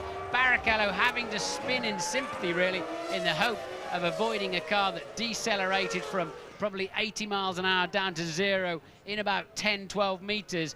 Barrichello very unfortunate to get caught up in that incident. Very narrow through there. It's like a street circuit effectively around this Montreal circuit. In this lap then for the safety car, the race will restart at the end of this lap, and there we see them going through turn 4. That's where the wreckage was of the 2 cars. So a half a lap to go then. James is down in the pits. Yeah, well, David Coulthard seriously considered a pit stop during that safety car period. There's something broken in the front end of his car. They've been studying the front of the spare car. I think it might be the mounting point of a barge board or something like that, but it's not something massively serious because it's obviously a very finely balanced decision whether to pit or not. Coulthard obviously reluctant to make the stop. The team was all ready for him, and of course he's made back the 13 seconds he'd lost on the leader. Yeah, certainly not conducive to him pushing, though. Pedro de la Rosa has benefited from the accident between Barrichello and Montoya. He's moved up to 10th position behind Mika Häkkinen. You can see Michael Schumacher keeps smoking his front tyres. He's trying to warm his brakes up and his tyres, but going at it a little bit too hard, and he wants to be careful he doesn't create some nasty flat spots there. It gives you a vibration, and at a couple of 100 miles an hour, you can't see where you're going because your eyeballs are vibrating too. But all the cars then, all the drivers trying to generate some heat in the brakes, in the tyres, ready to restart at the end of this next straight. Still no scheduled fuel stop. Well, hello, what's that bit of debris on the track? Has it been spotted by the marshals? Where is it? Well, it is somewhere round about turn 5. I was saying still no scheduled fuel stops. I was expecting them round about lap 26, and this is lap 23. But of course they will be extended now. Michael then has got the jump on Ralph. Michael caught them sleeping a little bit there, and he is away, and he's opened up a small gap. Coulthard then managing to haul in that 12-second deficit courtesy of the safety car. And this is slow puncture territory we're in here, because a lot of debris on the track. Two Benettons running into each other. That's Verstappen out of sixth he place. Was sixth, if you remember, and as I expected, he's on a two-stop strategy. Yeah, pity he didn't stop under the safety car then, because he's wasted that opportunity. But as I said, slow puncture territory. Two Benettons into each other, Irvine into Heidfeld, and now Barrichello and Montoya both in the wall big time. And Michael, look, making the most of this restart. Yeah, although you can't crouch in the cockpit because you're so tightly belted in you can't move, Michael Schumacher, when he's really trying, as he is now, gives the impression of crouching. His head seems to go lower in the cockpit. He looks over the side of it, and he's putting distance between himself and his brother. David Coulthard holding on, and Trulli and Panis. Between the top 5, there are 3 seconds. And remember that Ralph on the harder Michelins, although it's difficult to know whether they're harder than the Bridgestones, but clearly taking longer to get those tyres up to temperature than the Bridgestone runners that are all around him. And Michael, look, just waltzing away in the distance, and now I think we can expect to see Ralph beginning to once again close that gap. And Kimi Räikkönen for Sauber in the points again. He is in 6th position ahead of Ricardo Zonta, who is returning to Grand Prix racing with a flourish. Trulli is in 4th position in the Jordan Honda. His teammate Ricardo Zonta is in 7th place. The top BAR, which also uses the Honda engine, is Olivier Panis. And Jacques Villeneuve is having a torrid race. He's down in 10th place, not even looking like being in the points at the moment. But there are still going to be a lot of retirements. Lap 25. 2.6 seconds faster then on that opening lap was Michael Schumacher over the rest of the field. He really has got that supreme confidence when there's an unknown level of grip. We see it on a wet, dry day. We see it under all sorts of circumstances, and he's made it stick. It's a personal confidence he has behind the wheel, and that's opened him up a handsome gap. It's funny how, in comparative terms, the wheels seem to have fallen off the McLaren wagon this season, with Mika Häkkinen still struggling along in 8th position, having retired this year already 5 times from 7 races. David Coulthard, of course, has had 2 superb wins and has been in the points in every race, but he can't do anything about Ralf Schumacher, he can't do anything about Michael Schumacher, who are still racing ahead of him on lap 26 out of 69. The McLaren not looking well hooked up in the race, but I mean, clearly they have been going much faster in recent races. But Häkkinen's not at his best, Murray, when he's back in the pack like that. We've seen this quite often from him. He doesn't seem to like necessarily charging through the pack at all times. On other days, we see some stunning performances from midfield, and Bernaldi then out of the race. Yep. Mika not at his best when he's having to charge, as you rightly say. So that's yet another retirement. That leaves 14. And the last car now is Jos Verstappen after his pit stop. He is the only driver in the 14, with the exception of Tasso Marquez in the Minardi, who has been in unseen by us. We're on lap 26. Here is the order after the safety car has returned, and you can see they're getting pretty spread out already. Ralf Schumacher 2.5 seconds behind his brother and 1.5 seconds ahead of David Coulthard. You can see how close Trulli is behind him, and Panis is behind Trulli, and that's down to 5th position. Kimi Räikkönen is 1.5 seconds behind Panis, still in the points, 6th position. Zonta is 7th, Häkkinen is 8th, De La Rosa in the Jaguar is 9th, Jacques Villeneuve is 10th. Michael Schumacher, a new fastest lap at 1:19.4. He was over half a second faster than anybody else. But Ralph now pumping them back in a 19.3. He is able to respond now that his tyres are up to full operating temperature. So Ralph then has got a 2.4 second gap to close down And if the performances are the same as in the first part of this race, pre the safety car, Ralph should now start closing in again on his brother. Yeah, perfect example of the fact that as a racing driver, it's not all reflexes. You have to think a great deal, and Ralph Schumacher had to remember that he mustn't overcook things on the Michelins. He's got to let them come up to the right operating temperature, which they now have undoubtedly done. 2.4 seconds, the reduced gap between the race leaders, Ferrari and Williams BMW. And still the McLaren of Coulthard is third. We saw Raikkonen under braking for turn 8 and see the black dust coming out of all the cars. A lot of black dust coming out of the Sauber. I hope Raikkonen still has some brakes left towards the end of the 69 laps, but now you can see the pack beginning once again to spread out. Where's Ralph this time around? So far, he's about a 1/10 of a second up on this lap as Verstappen then, who made that pit stop just after the safety car came in the pits. He is now, he's just taken 13th place back. So Jenson Button is out of the race, of course, so go through the retirees. Montoya crashed out, unforced error. Barrichello falling off in sympathy, nowhere to go. Button, technical problems. His teammate ran into him early in the race. Alonso just pulled off. Heidfeld out when he got pushed from behind by Eddie Irvine, and Fisichella running into the back of Button early on. And that is the retirees of the race so far. And Ralph Schumacher has got the gap down to 2.2 seconds as you look at Panis, followed by Raikkonen, Zonta, Hakkinen, Della Rosa, and somewhere down the road, Villeneuve. Yeah, don't relax, Michael, says Ralph, because I am after you. 2.8 seconds, 2.6 seconds, 2.4 seconds. It's now 2.2 seconds because Ralph Schumacher is lapping consistently 0.2 of a second faster than his brother. Now, whether this is because Michael knows exactly what the score is and is pacing himself just where we're not yet up to halfway through the race. Lap 34, 35 is going to be half distance. We're on lap 27 now. Look at Della Rosa shaping up to the back of Hakkinen, coming down into there's Della Rosa, pulls out of the slipstream now. Will he be able to go to the inside? No, not able, not confident to step on the brake pedal that late. Hakkinen then maintaining 8th position. Yeah, Mika Hakkinen's problem, of course, is that he wants to get past Riccardo Zonta whilst he stops Pedro de la Rosa from doing the same thing again. Off goes Luciano Berti in the Prost, well down in the field. He's 12th out of the 14 runners that are still going round out of the 22 who started.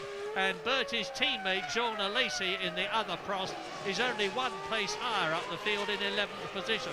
14 cars left, 22 started. You can see how close it is.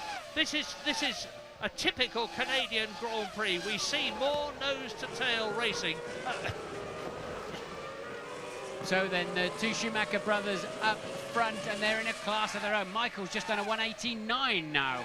19.0 for his brother. They're over a second faster than anybody else on the racetrack. Coulthard just edging 0.9 of a second ahead now of Trulli. That was the yellow Jordan of Zonta you were just looking at, still maintaining his position ahead of Hakkinen Della Rosa. That's a new lap record then for Michael Schumacher, the first under 1:19 here at the Circuit Gilles Villeneuve. And Ralph Schumacher goes faster again. He's got it down. It's still maintaining that 0.2 of a second advantage. He's just gone round in 1:18.6, which is nearly 0.3 faster than his brother. And the gap is now down to 2 seconds. And just as Ralph Schumacher closes up on his brother, he pulls away from David Coulthard, who is now 8 seconds behind Michael and 6 seconds behind Ralph. And he's only half a second ahead of Jarno Trulli. We heard from James Allen that there is some problem at the front of the car. Don't know exactly what it is. It doesn't seem to be slowing David much, but it is undoubtedly slowing him. But Michael, look at this. We know how reliable the Ferrari is. It seems to be virtually bulletproof. He's very, very seldom had trouble for the last 3 or 4 races, which takes him out in terms of engine, gearbox, suspension, or the other things. Louise Allen, what is it? With Juan Pablo Montoya. Juan Pablo, your second race when you've gone out with an accident in a row. Just tell us about that one. I don't really know what happened. It was very strange, you know, like I know Monaco made a mistake, but here, you know, I was doing exactly the same every lap. and when I went over the curve, suddenly the rear just stepped out really weird. Now, you collected Rubens in that one. Did you have a chance to chat with him on the way back? Yeah, I didn't really touch him or anything. When he saw I was going wide, I think he went very early in the power, and the car just stepped out as well. Thanks, Juan Pablo. Back to Maury Brundle. I'll get it right next time, Louise. Into the pits comes Pedro de la Rosa, loses a place, of course. Shauna Lacey goes past it. Have a look at this. Ralf Schumacher, 1:18.3. Just took 3/4 of a second out of Michael. The gap now down to 1.4 as you watch De La Rosa rejoining in what will be last place but one. That'll be 13th then for De La Rosa. The first scheduled stop of the afternoon, I would suspect. And now, look at the gap, Murray. Yeah, I don't know what's causing the gap to reduce. It could be the superior grunt of the BMW engine. It could be the superior Michelin tyres, because Williams were very, very happy after qualifying yesterday when Ralf did that sensational lap and started second on the grid. They weren't expecting to be as high as that. And I was talking to one of their top men afterwards, and he said, we are very, very happy about tomorrow, Murray, because we've got the harder compound, the Bridgestones have been blistering, and this could help us enormously. It is doing just that. 7/10 of a second.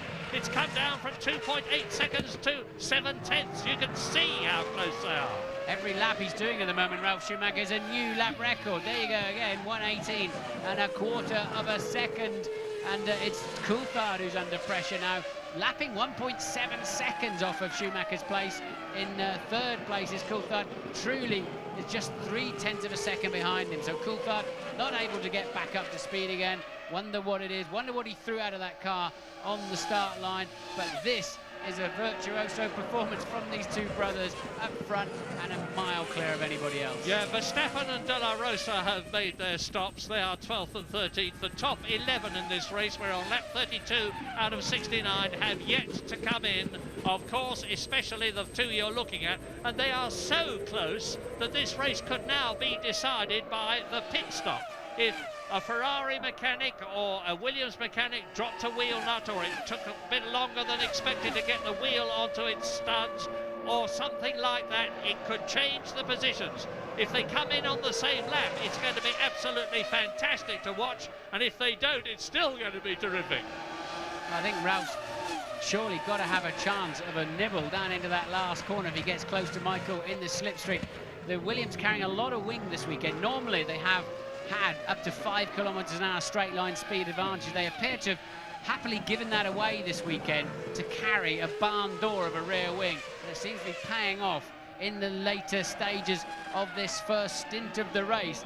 And Ralf then with a lot of grip, but surely he'll get a nice slipstream from the back of his brother's Ferrari. Yeah, and why would they want a bigger rear wing? Because a bigger rear wing means more downforce means more grip means more transmission, and you can see David Coulthard now has got Jarno Trulli right on his gearbox. Just as Ralf is challenging Michael, Trulli is challenging Coulthard for third place. Yeah, Coulthard looking well leery as well, turning oversteer everywhere, struggling to get the back end of that car in. I don't know when he's due in for a set of tyres. He'll be pretty relieved, and maybe they'll even bring that forward, because Coulthard appears to have no confidence in the back of the car.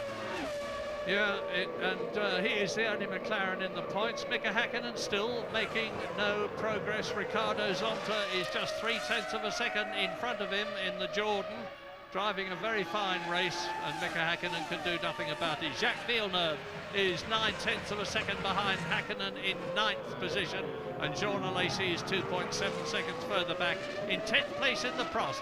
Jos Verstappen's been in, and we can expect him to move up through the field when the others come in. Well, to quote Murray Walker, catching is one thing, passing is quite another.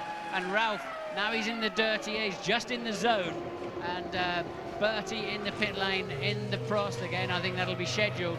But now he's in the dirty air zone. He has lost 3/4 of a second per lap, and he's now just lapping at virtually identical times to Michael. So there was a bit of debris on the track there that Ralf ran over, but we're on lap 34 now. It's surely not going to be all that much longer before they come in. one or other of them, and David Coulthard still just ahead of Jarno Trulli. Ferrari, Williams, McLaren, Jordan. BAR is still 5th, Sauber is still 6th. That is 6 different constructors in the top 6 places. Jordan are doing well in this race because Zonta is in 7th place, only 1 place off the points as the race leaders come through to complete another lap. That is the end of their 34th lap, and the gap is 0.6 of a second. So there's 35 laps to go. 34 gone, 35 to go, including the one they are on. Half distance in Canada. Coulthard edging a bit out on Trulli that time around, so stalemate in 1st and 2nd positions. 13 seconds now off the lead again. Coulthard, Trulli 7/10, and Villeneuve then with a problem. Villeneuve in pit straight with a problem, and that's a long way from home, of course. That's an entire lap. Now he has to be so careful, and he knows, he has a look. It's such a dangerous place to cross the end of the pit lane. If you come around the other side of the wall, you can have an enormous accident. They're already doing 150, 160 kilometres, 100 odd miles an hour. And what are we going to see here? We're going to see nothing. We're going to see Villeneuve just beginning to falter and sensibly getting out of Alesi's way. Yeah, really, this is a jinx circuit as far as poor Jacques is concerned. Oh, and Ralf Schumacher right alongside Michael, who moves across quite fairly. But now the battle is really on. This is lap 35, and Ralf is giving his brother a very, very hard time. Michael under the most gigantic pressure. But he's got a clear track in front of him. He knows who's behind him. He knows it's his brother. And he's said time and time again, I love racing with Ralf because we trust each other. Poor Jacques walks in. This is, I think, the 5th year in succession that he's had something dramatic happen to him at Canada. We think it's transmission. And look, this is how far alongside Ralf got coming down into the last corner.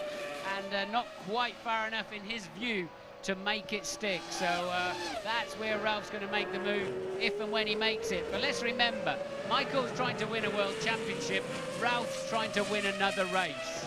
Yeah, very, very, very good point.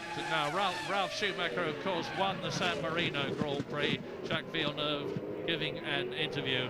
And whilst he's very anxious to win this one, he's going to be even more anxious to finish. And finishing is something that the Williams team have not been very good at this year because they've had... Sorry, Murray, here we go. Look, Ralf really got a nice run out of the hairpin last time around, but does not even attempt it this time. And you can see him treading slightly cautiously here. Doesn't want to run into Michael, doesn't want to ruin his own race either. Tough call for him. They have run into each other before, back at the Nürburgring 2 or 3 years back. In the first corner, a very nasty accident that turned out to be, and they got caught up with various teammates on that one. Wasn't a direct, just a pair of them. But this is a tough call for Ralf Schumacher. He's racing for BMW Williams. He's not racing for the Schumacher family. Yeah, as I was saying, Williams have had 11 retirements from 14 starts this year. Not entirely their fault, as out of the pit. Panis comes into the pit lane, followed by Zonta. Now it's a race between the mechanics now. I would doubt that the Jordan people would be able dramatically to beat the BAR people, but remember that the order when they came in was Panis and Zonta, and out goes Olivier Panis, and Zonta is already making his way down the pit lane, and it's the Jordan ahead as they come out onto the track with a clear circuit, and still Michael leads Ralf, Ferrari leads Williams, Ferrari engine leads BMW, Bridgestone lead Michelin, and Ralf is having a look all the time. Look to the left, look to the right, through the chicane, over the line to complete the lap, and that is 37 completed into lap 38. The gap, well, it's a visual gap, but in terms of time, it was about 0.4 of a second into turn 1. Out of turn 2, now they accelerate away round here, up towards the right and left at turns 3 and 4, which they are at now. Approach the right-hander at about 155 miles an hour as we look down now on David Coulthard and Jarno Trulli in the McLaren and the Jordan respectively, still third and fourth. And still on lap 38, none of the top 7 have been in. Yes, the 8th for Verstappen, 9th still. Hello, replay here. I think it's Häkkinen who's going to be taking Räikkönen. So Häkkinen then, and Panis pits at the end of this lap. That's freed Mika Häkkinen. He's in 5th place. He's just done his fastest lap of the race, somewhere near the leader's pace, at 19.0. So Häkkinen then does have a fast car underneath him, and for the first time this race, a clear track ahead of him. And the gap between him and Jarno Trulli ahead of him is 8 seconds. He's now very much in the points in 5th position. So both the McLarens are in the points, as in comes Olivier Panis. So that's Panis' second stop, Yeah, Murray. I was So a bit baffled some by kind that. of drama. I wonder if they got any fuel in it. They had a long fuel stop, remember. We think his teammate went out with transmission trouble, and maybe Panis it's not a pit stop problem. Look, it looks a very similar problem to Villeneuve, doesn't it? A crawling BAR. He's out. Panis has retired. Both the BARs are out. A big blow for them, because, as I keep on saying, there is a war between Jordan and BAR for the custom of Honda. They both want Honda engines next year. All 4 cars, the 2 Jordans and the BARs, have got them this year, and now both the BARs are out and both the Jordans are very much in. Jarno Trulli has just been into the pits, and his teammate Riccardo Zonta has also stopped. Fastest man on the racetrack last time around was Mika Häkkinen. 4th place man now, Mika Häkkinen, because of Trulli's stop. 6.8 seconds behind Coulthard, and homing in at a 1.5 seconds a lap. So Häkkinen's car working very well. Coulthard can't get his car working at all. Look how close Ralph is to Michael. Will he have a stab this time? And strange time to cut away, Mr. Director. No, clearly, of course, he didn't get through. Yeah, of course, Michael is an absolute master of tactics and placing the car. There's very little between it at this point of the race between the 2 cars. I have the feeling that if Ralf Schumacher could only scramble past his brother, he could pull away. But he can't scramble past his brother. We're on lap 40 now. The window of coming in for a fuel stop on what is very clearly now a one-stop strategy for both these drivers is getting smaller and smaller all the time. Into the pits comes Kimi Räikkönen from 5th position, stops, up goes the front of the car, up goes the back of the car, off come the old wheels and tyres, on go the new ones, clean his visor, check that there's nothing in the radiators. Louise Goodman Has Jacques Villeneuve with her, Murray. Jacques, you told me yesterday that this track wasn't fated for you. It's not exactly lucky though, is it? Well, no, this weekend was really hard. That's the worst weekend I've ever had since I started racing, actually. We've had something go wrong every day. So it's been tough, yeah. Just briefly, what's actually put you out this afternoon?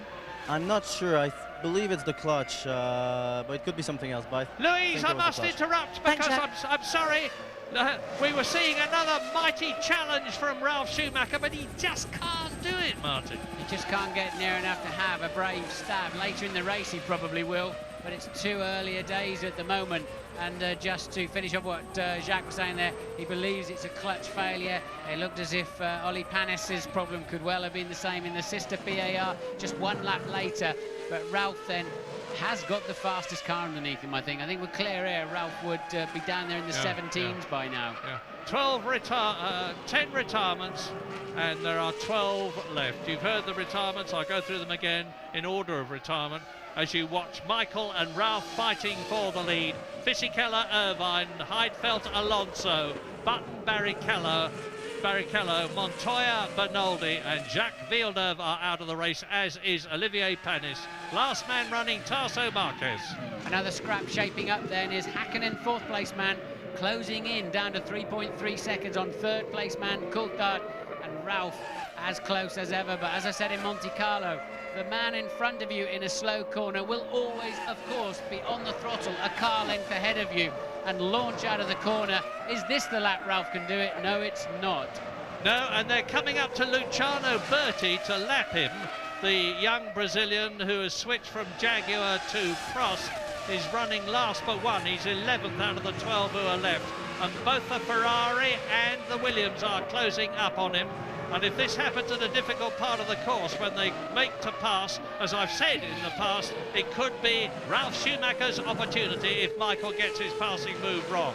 I would be very surprised if he did. as talented and experienced a driver as he is.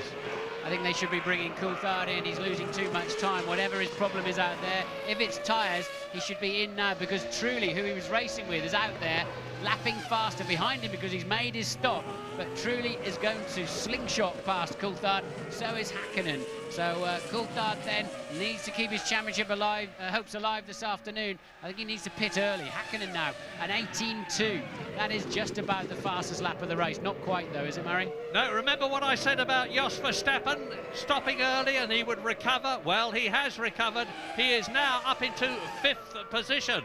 Jos Verstappen in the orange arrows is up into 5th position, and here is Ralf Schumacher's opportunity again. Now this time he might make it stick. No, he won't, because Michael takes the racing line and brother Ralf just backs off that modicum to say, OK, Michael, I'll stay here and I will be back.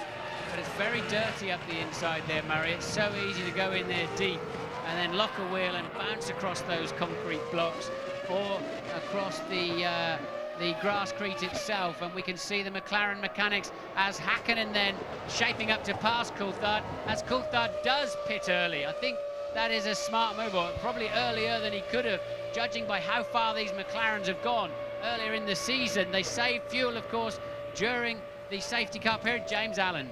I don't think it's tyres that's the problem. I think it's the front barge board that's flapping. There's a lot of detritus as well, and debris in the radiators. The temperatures have been high, obviously.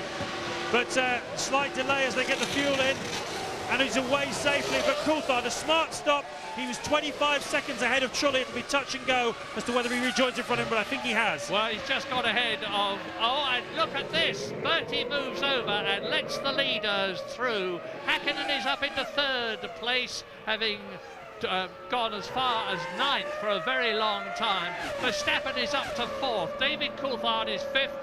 Schumacher, Ralf is having yet another look at exactly the same place, and again he backs off. Surely this can't go on much longer.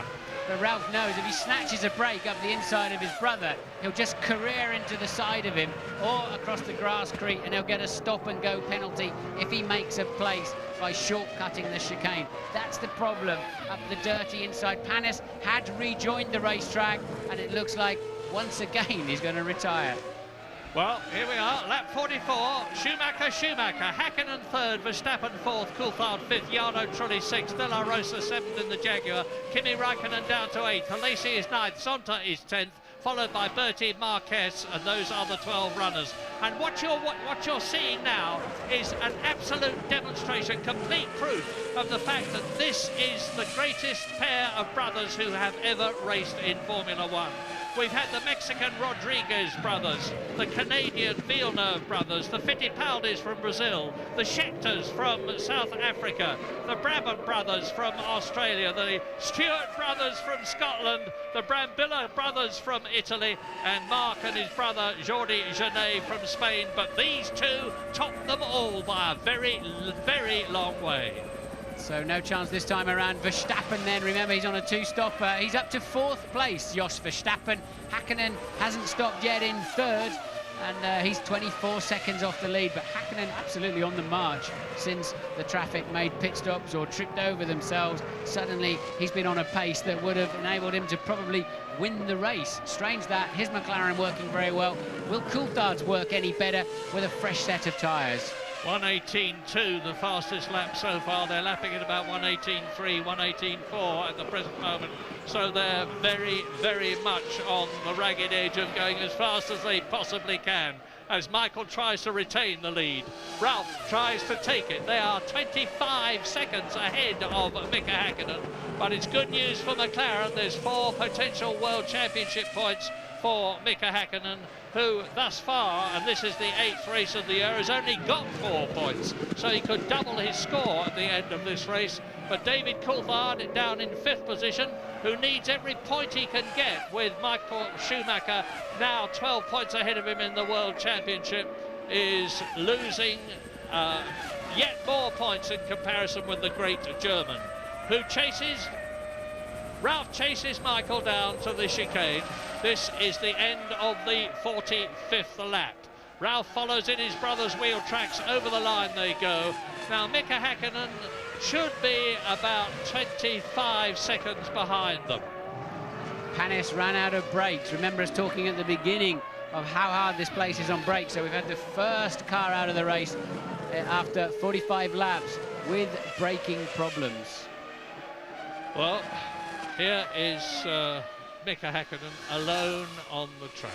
Fastest lap, 1:18.1. This is showing exactly what you said, Martin. He's on his own now. He's got a clear track. He is really going for it. He's reducing the gap between himself and the leaders. I don't know if a superior fuel strategy or better fuel economy is going to help him, but if it is, he needs all the help he can get at the present moment. Yeah, that's despite having a fuel flap open. Of course, the pits are sometimes left-handed, sometimes right-handed. There's 2 fuel flaps on a Formula 1 car, and they only use 1 per weekend. The other one they're not using this weekend is up on Häkkinen's car. Won't help the aerodynamics much. But, of course, Ferrari must be waiting for Michael. He will go straight down the pit lane. And Ralf Schumacher takes the lead in the Canadian Grand Prix, and he knows now that he's got to go as fast as he possibly can to build up a gap with a clear track in front of him, and hope that when he comes in for his fuel stop, he will be able to exit the pit lane in front of his brother Michael. James. 60 kilos of fuel have to go into this car, as well as the 4 tyres. Anything more than 9 seconds stationary is a problem for Ferrari and could hand the race to Williams. Good stop, 8.4. Williams, the pressure is on you now, guys. Yeah, indeed it is, and Michael Schumacher regains the track before Mika Häkkinen goes through in 3rd position. Now that is good, as very, very good as far as Michael Schumacher is concerned, because he now has got a clear track in front of him like his brother. But the race, this is the crucial point of the whole race. 1 fuel stop for Michael Schumacher in the Ferrari and Ralf Schumacher in the Williams BMW. Mika Häkkinen has still got to come in. And look at this lap that Ralf is on, Murray. Look at the computer data in front of us. Ralf is on a stunning lap. So if he's got a couple more laps of fuel available to him, he could well leapfrog his teammates. Good news for Michael that he's able to have some clear traffic. And look, Ralf goes round again. He's had to pass a Jordan during that lap. Did that help him or hinder him over the line? And it's 1 minute 17.5. So he obviously cleared the Jordan down the straight, and that kind of pace will get him in front of the Ferrari. Yeah, Ralf knows exactly what the score is. He is reacting magnificently to the challenge that's been thrown down to him by his brother and the Ferrari team. And it's showing too that the BMW engine appears to be more fuel efficient than the Ferrari engine. I was talking to Ross Brawn, the Ferrari boss, yesterday. I said, how's the fuel efficiency? And he said, we are struggling a bit. Yeah, Michael then full 4 seconds slower. That was his out lap. And it was Ralph's hot lap, of course, that I'm comparing there. So Michael Schumacher definitely under pressure at this stage of the race. And this is lap 48 out of 69, 21 to go. In comes Jos Verstappen again. Lap 48. This will be a second fuel stop. Let's just check. Yes, they're all ready for him. Up goes the whole car. It's a rather slow stop. I tell a lie, it's a good one. 8.4 seconds, and Jos Verstappen lights up the rear Bridgestones up to the maximum speed. Through goes Tarso Marquez, who is 12th and last. And rejoining the race goes Jos Verstappen, as Michael Schumacher now 25 seconds behind his brother Ralf. But Ralf, of course, has still got to come in. It's going to be mighty, mighty close when Ralf Schumacher exits the pit lane. I think Ralph's done enough on the track. Will Williams do enough in the pit lane? Another new lap record for Ralf on a 1:17.467 last time around. Michael, a 1:18.1 that time around. Surely then, Ralf has done enough. We'll be back very shortly.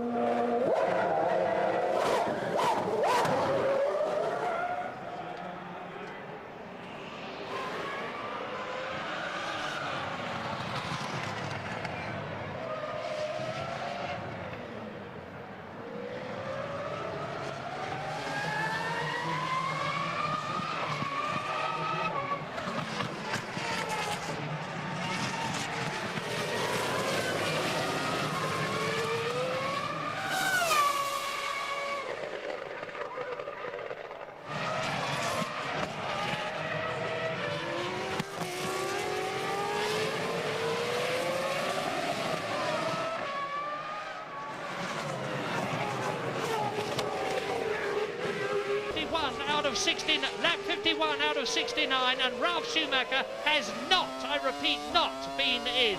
He has stayed out on the track. This BMW engine must be incredibly fuel efficient. He'll be in at the end of this lap, I'm sure of it. They must bring him in with this traffic. His laps, you can now see another new lap record, 1:17.2. He has easily done enough to leapfrog the Ferrari of his brother Michael, but he now, I'm sure, looking at in the pit lane, confirmed Williams will stop. There you see it for yourself. So Ralf then, the end of this long straight, will just shoot down the pit lane. He'll lose a bit of time, will he? No, he's cleared that car nicely, so no in-lap problems for Ralf. Surely he will come out in the lead. Watch the pit lane looming up now.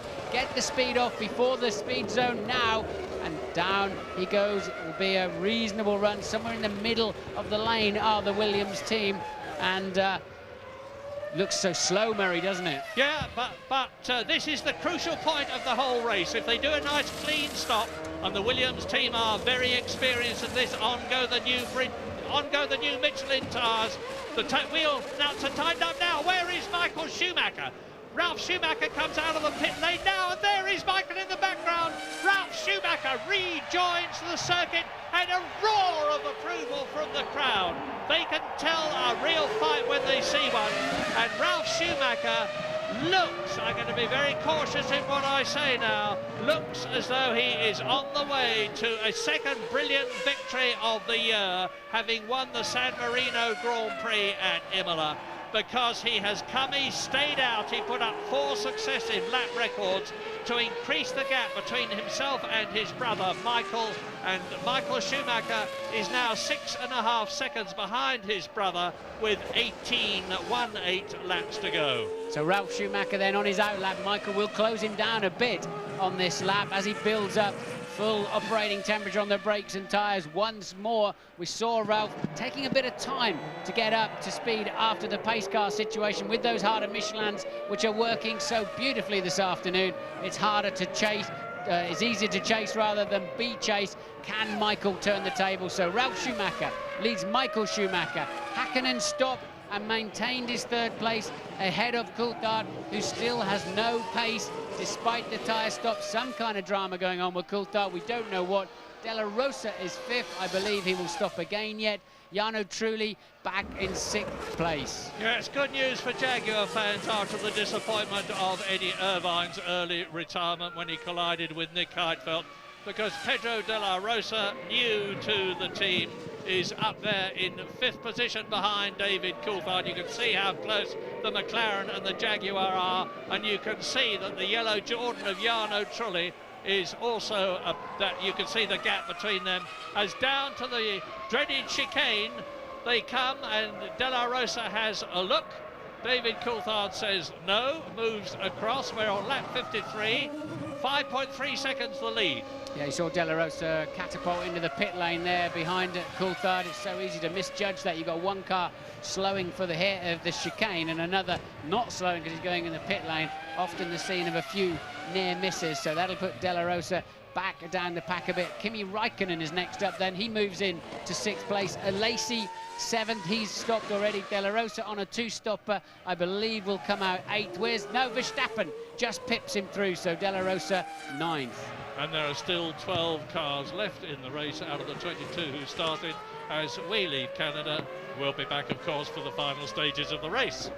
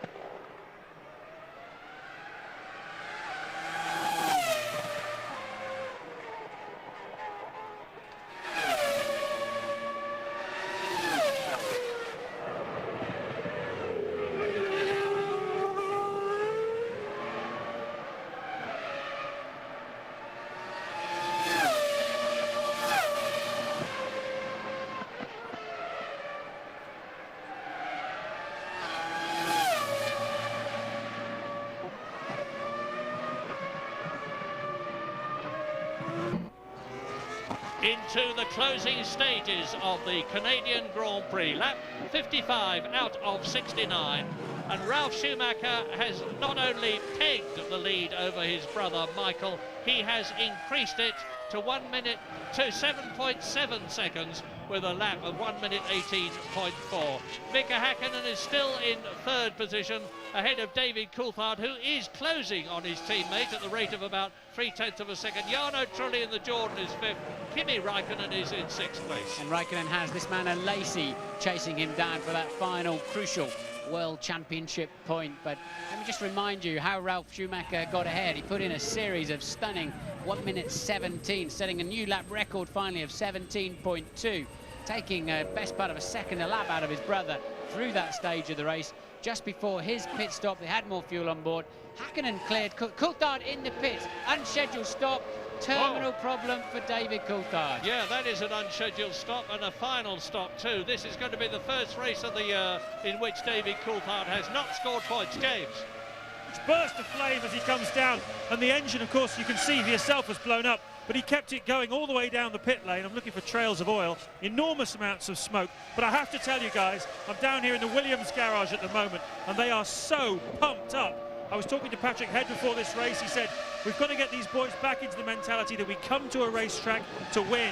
It's been a few years since we had that mentality. I'm getting them back into thinking that way. And this weekend, we really feel that way. You remember in qualifying, they took the gamble to go with the harder Michelin tyre. They were thinking all weekend about the race, about coming here to get 10 points. And they are all so pumped up. It's incredible. Mighty, mighty tough on David Coulthard, but it's a very rare situation that a Grand Prix driver will go through all 16 or 17 races of the year without a retirement.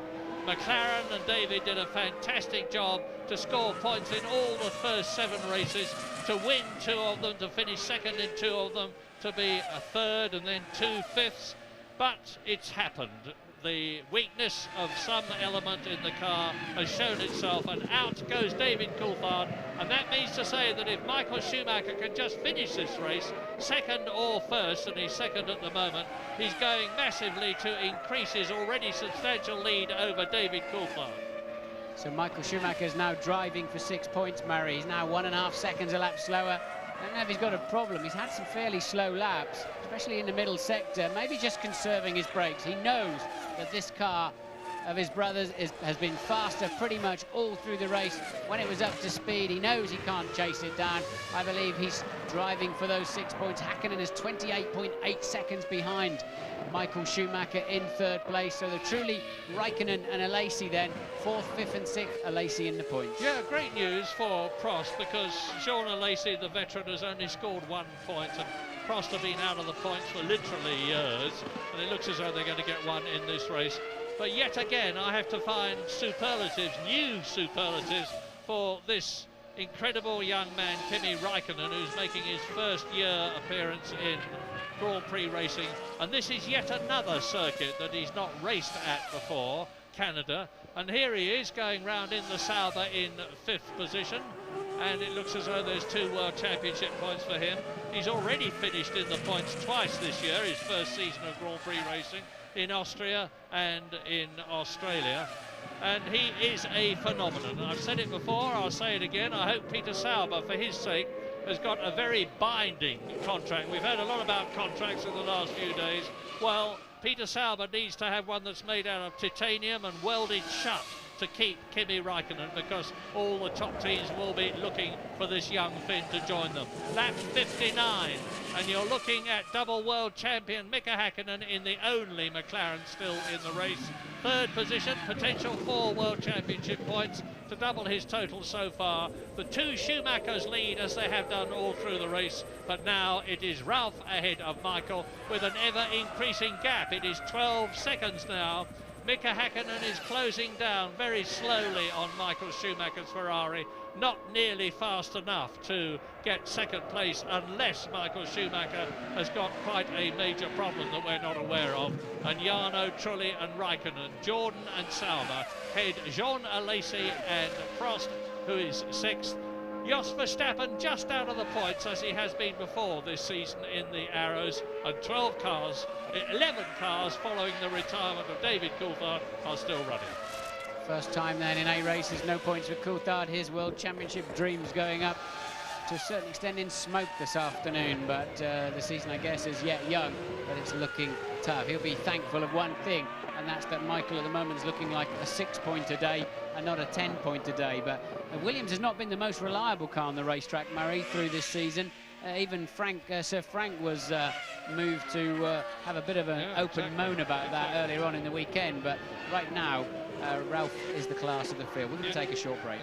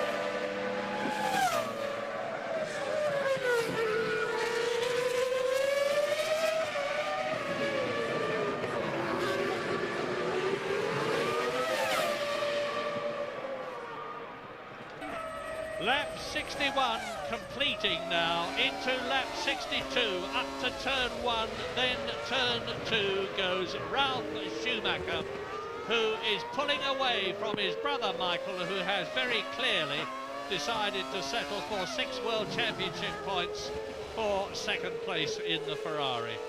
And provided the Williams reliability problems, of which they've had many during this season, do not strike again, it looks as though Ralph is in for a second superb victory this year, a second career victory for the German.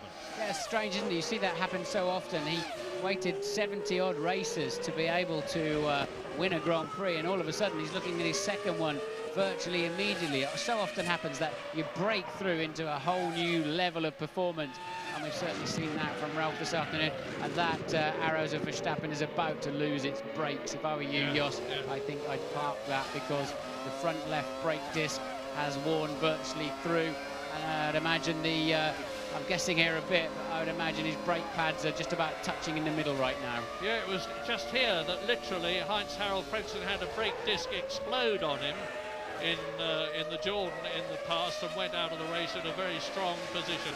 P1, place 1 is the board that Ralph Schumacher sees as he rockets past the garages and into another lap. This is his third lap. They're resting in the Williams garage now. There's nothing they can do. Ralph Schumacher is consistently increasing his lead over his brother. It's now nearly 16 seconds. Mika Häkkinen in third place is not catching Michael Schumacher. Jarno Trulli, who is fourth, is not catching Mika Häkkinen. But Kimi Räikkönen and Jorna Lacey, as they are forcing each other, are closing up on Jarno Trulli. The gap is only about 5 seconds between the Sauber fifth and the Jordan fourth. Yeah, Lacey putting pressure on Räikkönen, fifth place man Räikkönen, sixth place man Lacey, and I'd imagine Kimi Räikkönen's another man with a soggy brake pedal. We've seen clouds of black smoke pouring off of his Sauber under braking since virtually the beginning of the race, you start to get a very long pedal towards the end, which does not inspire confidence when you're trying to lose something like 150 miles an hour in 100 meters or so. And Raikkonen then, really the only race left on the racetrack is Raikkonen 5th, Alesi 6th, 1.7 seconds apart. The lap before, now just 9/10 of a second apart. You're not watching it. That's Häkkinen, of course, in an easy 3rd place. 28 seconds behind Schumacher, 27 seconds ahead of Raikkonen. So what does this mean in terms of the World Championship drivers and constructors? It means that Michael Schumacher on 6 World Championship points, as you look at Raikkonen closing up on the Jordan. It means that Michael Schumacher, and going past the Jordan, going past Jarno Trulli and up into 4th position.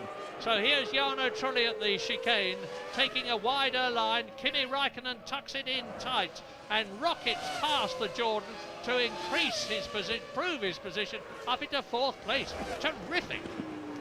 Trulli's got a brake problem, I believe. Trulli then very slow in the last sector of the last lap in the first sector, and there he is cruising. Jarno Trulli, I believe, probably running out of brakes. As Frentzen did in the Jordan, as I was talking earlier, not this year, previous year. So a bit of a problem for the Jordan team there, and we're on lap 64 out of 69 as Jos Verstappen is coming up now. Look at the arrows in the background. He's currently in, now where is he? He's in 7th, but he's going to move up into the points. When he goes past Jarno Trulli, Jos Verstappen in the arrows, and he does it now, is back in the points where he was earlier in the race. He is on, I remind you, a 2-stop strategy. He has stopped twice, he's got his reward, he's only got 4 laps to go after this one. I hope his left front brake, Verstappen's left front brake will stay the course, because that'll be a very well-earned World Championship point there for Verstappen. Running strong in the early stages, albeit on a little bit less fuel load, but Verstappen then up into a points position.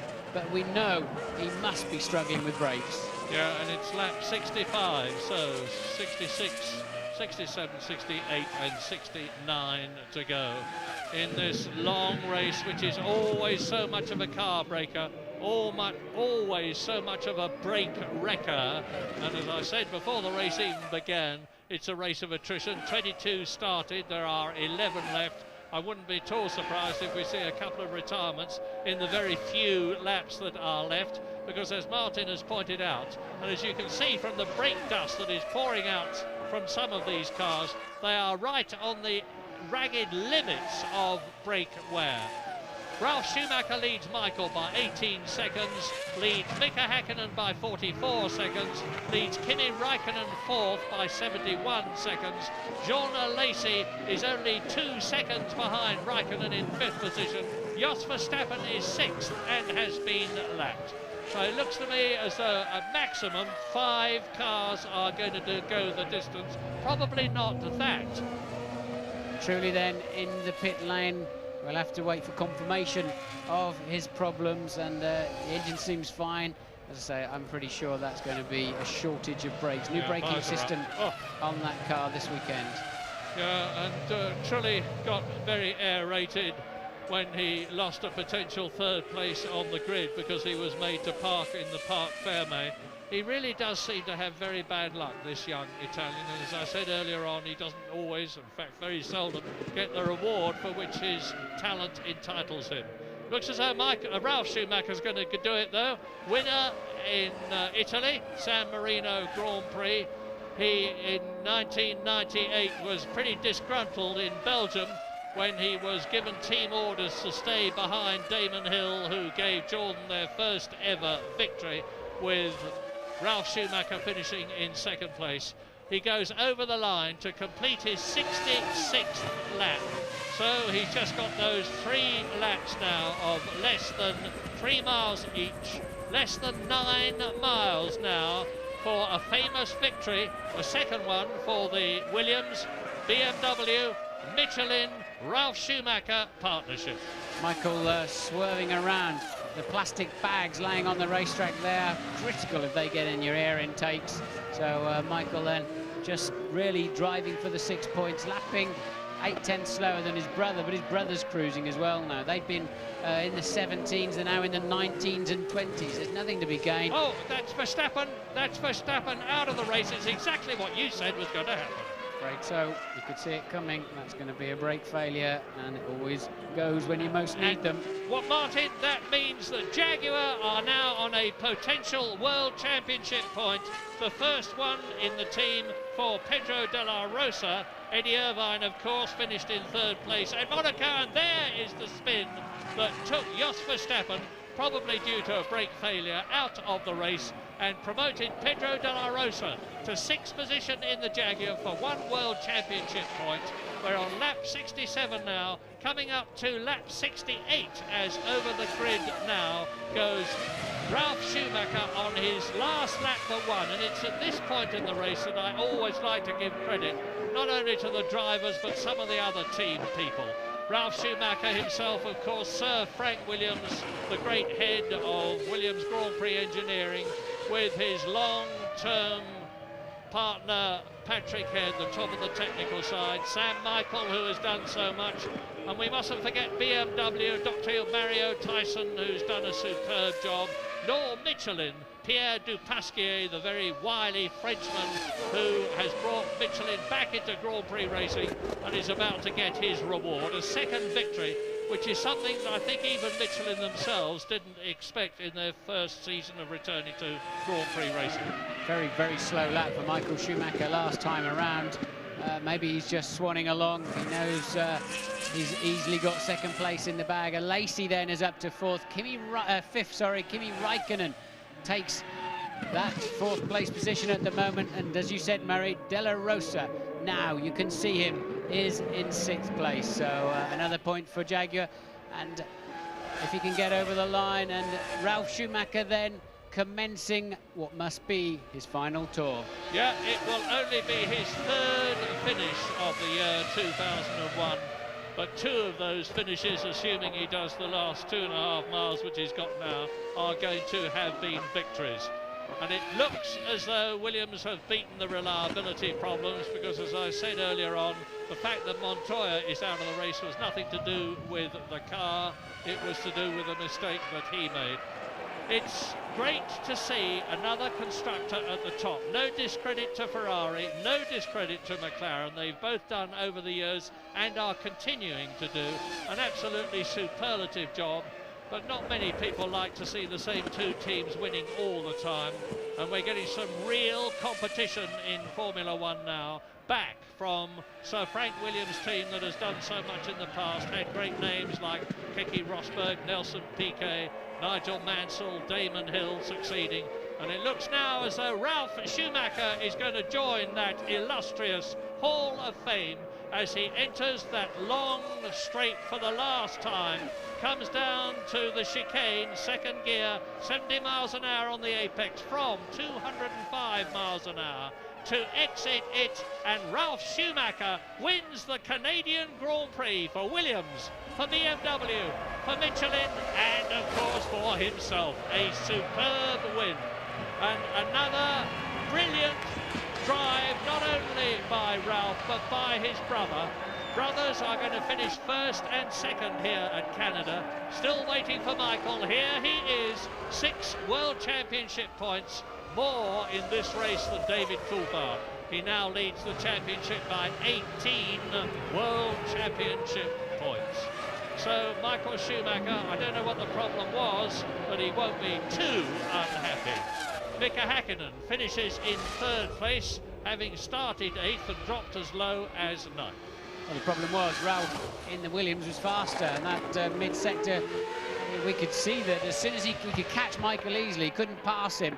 But when he had some clear air, he obviously had a lot of fuel in the tank, he was able to really put in some stunning Schumacher-esque laps, and that launched him into the lead that he was never going to relinquish unless he had some kind of reliability problem. So Räikkönen comes over the line in 4th, Finn's 3rd and 4th, Jean Lacey with a strong 2 points for a very relieved Prost team, and well, De La Rosa won't, he's already in 6th, he's a lap down, so De La Rosa will not finish the Grand Prix in its full distance, and he then gets the final World Championship point.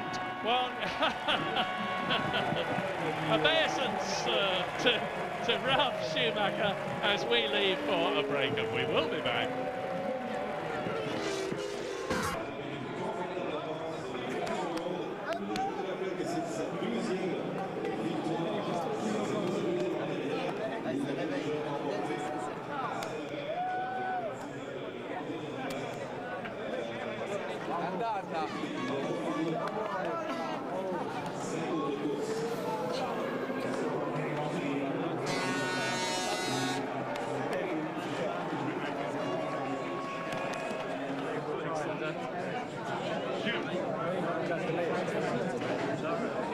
Well done, Sam. Thank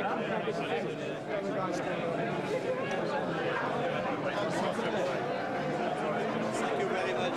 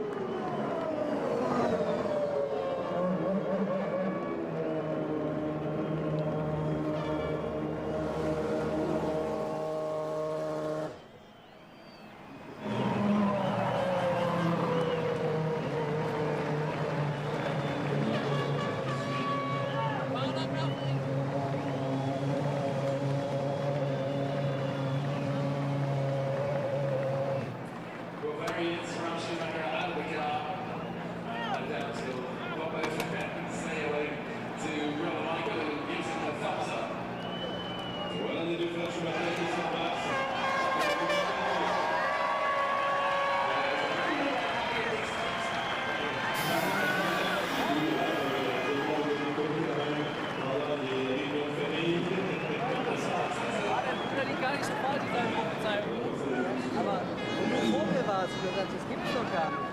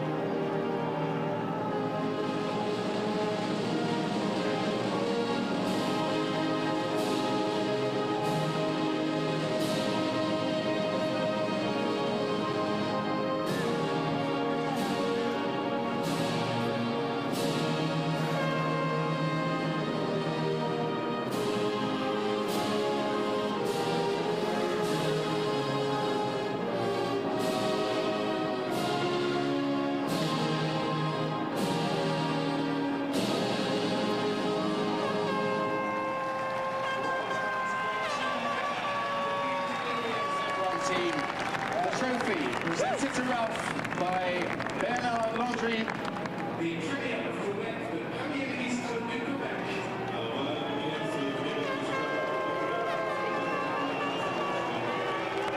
To the wing constructor, the other Williams, represented here by Jimmy Stanford, the trophy presented by Chief Executive Officer of Air Canada.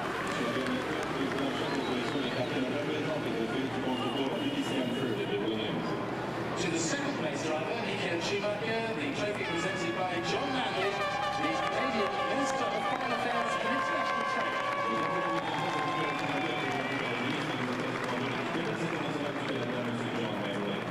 And to the third place driver, Mika Hakkinen, the trophy presented by Roger Pitt, the Air Canada President.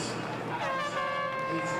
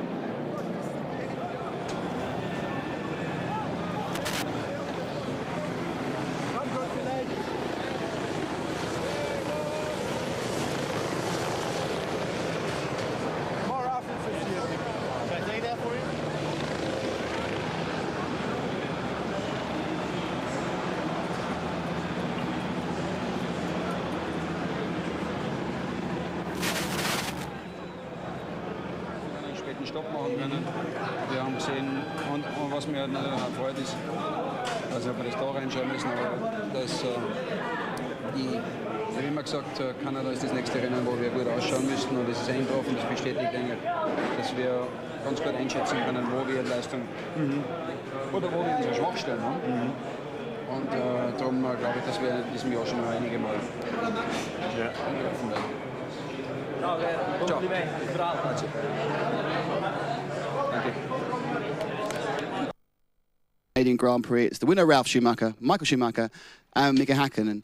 Ralf, many, many congratulations. A superb second win, a great 46-lap duel with your brother, fastest lap. Is this the most fun you've ever had with your clothes on? Well, I mean, it was a great racing today. The whole time the two of us were together, and I was always waiting for him to do a mistake. Obviously, he didn't. So I knew that. I mean, I tried it a couple of times at the end of a straight, but I knew that was difficult. So I waited for the pit strategy, which I thought that we were going longer anyway, and worked out that way. We saw you pull out the slipstream on that final straight a couple of times and get almost along. Did you approach it differently because you were trying to overtake your brother? No, not really. You know, the thing is, I had the upper hand the whole stint, basically. I mean, I was following him quite easy. My car was just brilliant today. And I didn't want to risk too much. I knew that we were very long, you know, we had a lot of fuel on board. I knew that, so I thought, you know, you better wait till he pits and then you try to pull the gap out instead of, you know, trying it hard and maybe do a mistake and lose it, and that's what I tried. As you say, your car was brilliant today. When you were in the post-qualifying conference, you weren't very sure it would be good in race conditions. What did you do to it? Well, we changed quite a few things overnight, but the tyre today worked again brilliant, and I think looking at the Bridgestone tyres, they looked a bit worse than ours at the end of the race, and then especially looking at Michael's car, which was very nervous, I knew that it was difficult for him to go to pace. Well, thank you. Michael, I suppose you have to lose to someone. You might as well lose to your brother. Yeah, that's certainly the best to lose to. I mean, I guess our mum and dad will be very proud of us. First time a brother pair being first and second on the podium, and I'm obviously delighted. I took 6 important points. He got his second win in his career, so a happy family day, I'd say. And when he was following you for those 40 laps, did you trust him all the time not to make any mistakes, or do you think back to perhaps instances you've had at your kart track at home? No, the point is that I know he's experienced enough not to do mistakes, and he obviously was close to an overtaking, but when you're inside, basically you have to brake a little bit earlier to make the corner, and I was braking very late to try the maximum, and as he said, he knew he was going to go longer, so I understand that he didn't take the maximum risk for any of us, and it worked out for him. Now, after the stop, you seemed a little bit slower. Was that just taking it easy, or did you have a minor problem? I mean, initially I pushed obviously very hard in order to maybe make up the gap and beat him. So when he comes after his pit stop, I would come in front of him. But it's normal that this doesn't work because you are normally always faster by your end of the stint than whenever you put fresh tires on the fuel on board. But you have to try. I mean, you never know what traffic does, or maybe a little mistake. So I pushed in this moment very hard. Once I saw him coming up in front of me and putting quite a margin towards me, there was only one strategy: drive safely home the race and take the 6 points. Michael, thank you. Mickey, it must just be a tremendous relief to finally make the podium this year. One sense, yes. It has been a really disastrous start of the season. So it's nice to be in podium, and particularly starting 8th position, because this was our target, really. The finish in the podium was the most important. You were stuck in what seemed like a train of traffic, but once you got free, you're quite a bit quicker. How come you couldn't overtake them? Simply leaving from the hairpin before the back straight, you know, looks like the cars were in front of me. They were able to accelerate out of that corner a little bit quicker, so I never didn't get the opportunity to get the slipstream on a straight line and overtake me in the straight. So it was just impossible. It was just better to wait and see what happens. And the fuel stop, you know, when they went in the fuel stop one sense, that was obviously gave me a lot of help. And then they definitely had an incident. I think Räikkönen and Sonda had an incident, and Räikkönen had a damage in his diffuser. So his car wasn't handling so well anymore. So it gave me a great opportunity to overtake them. Hey, Mika. Ralph, we now go to what is really, I suppose, your home circuit at the Nürburgring. You must be looking forward to that with great vigour now. Well, I mean, it would be obviously great, especially in Nürburgring in Germany, when we could repeat it. I think the person next to me wouldn't like to hear that very much, but I mean, we both try our best. And whoever is going to be in front of us, I think it's great for the German crowd anyway. But I think we're both looking forward to come home and to compete again in front of home crowd. Thanks, gentlemen. Now a word from each of you, please, in your own languages, starting with Ralph. Ja, ik denk dat het duidelijk is dat... I led the camera and I'm very pleased. The car was very good throughout the race. We were on a two-stop strategy. I knew I had to push a lot during the whole race because we were going to take risks. But we had to go for a two-stop because we couldn't get the rear tires to last on a one-stopper. So I think it's a correct decision, and I enjoyed it because it's much better when you're going a two-stop, pushing every lap like 100%, and we were a little bit lucky at the end, okay, but on the other hand, we've been very unlucky the initial races of the season, so it feels good for the team. Also, the boys done a very hard job. It's not easy when you go from retirement to retirement, 3 races in a row, and feel very happy. So, Eddie, last week, you this week, this must be a Jaguar renaissance. Well, there's still a long way to go. I think we qualified very low, and then it made things very difficult for us in the race, so we have to keep working, and we are working on the right direction, that's for sure. We're scoring points, and that's difficult this year, but we will do well, don't worry. Pedro, congratulations, thank you.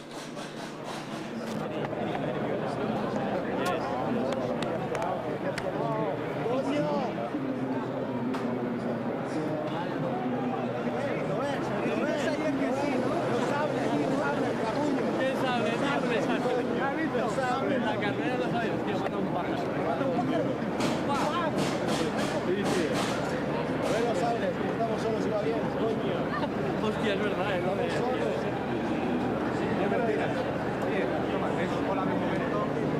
Hey, hola, ve. Joder, tío, gracias, ya tocaba. Ya tocaba, después de tantos abandonos y de tantas...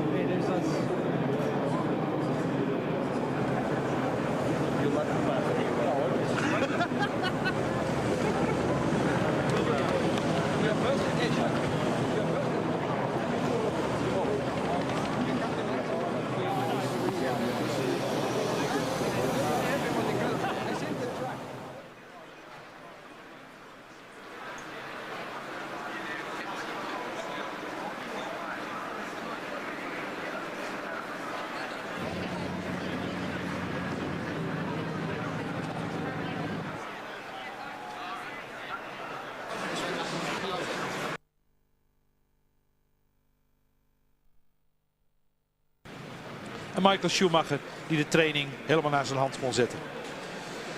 Met als tweede Ralf Schumacher hier Emerson Fittipaldi, een tweevoudig wereldkampioen. En Ricardo Zonta in de plaats van Heinz-Harald Frenzen. En het niet verkeerd deed. Dan de start met Michael Schumacher en Ralf daarnaast. Ralf die een eigenlijk iets betere start heeft. Villeneuve die een hele slechte start heeft. En Jos Verstappen die ook een hele goede start heeft. Maar zich buitenom weet te wurmen. En ja, wat voor plaats ook alweer eruit kwam. Ik weet het niet precies, maar ik dacht ergens in de buurt van de 9e plaats er weer uitkwam in die eerste ronde. Jos die inmiddels toch bekend staat als een hele snelle starter. Hier dan Fisichella die achterop de auto van zijn teamgenoot rijdt. Jensen Button. En Eddie Irvine die in aanraking komt met Nick Heidfeld. En Nick Heidfeld die later zou zeggen dat het 100% de schuld van Eddie Irvine was. Michael en Ralf. Barrichello die David Coulthard voorbij rijdt. En die dan vervolgens hier een foutje maakt bij het uitkomen van de hairpin. Zijn plaats weggooit dankzij het te vroeg op de gas gaan. Ralf Schumacher die steeds meer aandringt op Michael. Een paar keer uit de slipstream komt. Gerhard Berger en Mario Thijssen van BMW die kijken. Montoya achter Coulthard met daarachter Barrichello die inmiddels weer teruggereden is. En dan de fout van Montoya. Barrichello die schrikt, zijn auto naar links haalt en vervolgens dus de vangrail ingaat. Een pechdag voor Barrichello. Safety car in de baan. Het hele veld komt weer bij elkaar. Terwijl Montoya hier met Barrichello wegloopt. En dan de herstart. Waar Michael het goed deed door een klein gaatje te trekken. Maar Ralf Schumacher een rondje meer nodig had om de banden warm te krijgen. En er toen vervolgens heen reed. Dan het moment waarop Zonta tegen de achterkant van Räikkönen aanrijdt. En Villeneuve zijn auto neerzet met een versnellingsbakprobleem. Panis die binnenkomt, ook zijn auto aan de kant moet zetten. En hier Ralf die wederom probeert om Michael voorbij te gaan. De pitstop van Coulthard. Nog een keer Michael die bedreigd wordt door Ralf. Maar Michael die dan de pitstraat ingaat. Ralf die van de gelegenheid gebruik maakt om 5 ronden lang weg te lopen. En daar een seconde of 5 mee te winnen. Dan zijn pitstop waaruit bleek dat hij de goede strategie had gehad. Hij lag ruim 5 seconden voor op zijn broer. Zijn broer die nog probeerde om hem bij te houden. Het niet lukte en hem dan uiteindelijk laat gaan. En Mika Häkkinen die vanuit het middenveld terugkomt naar de derde plaats. En dat heel goed doet. Een terugvallende Trulli.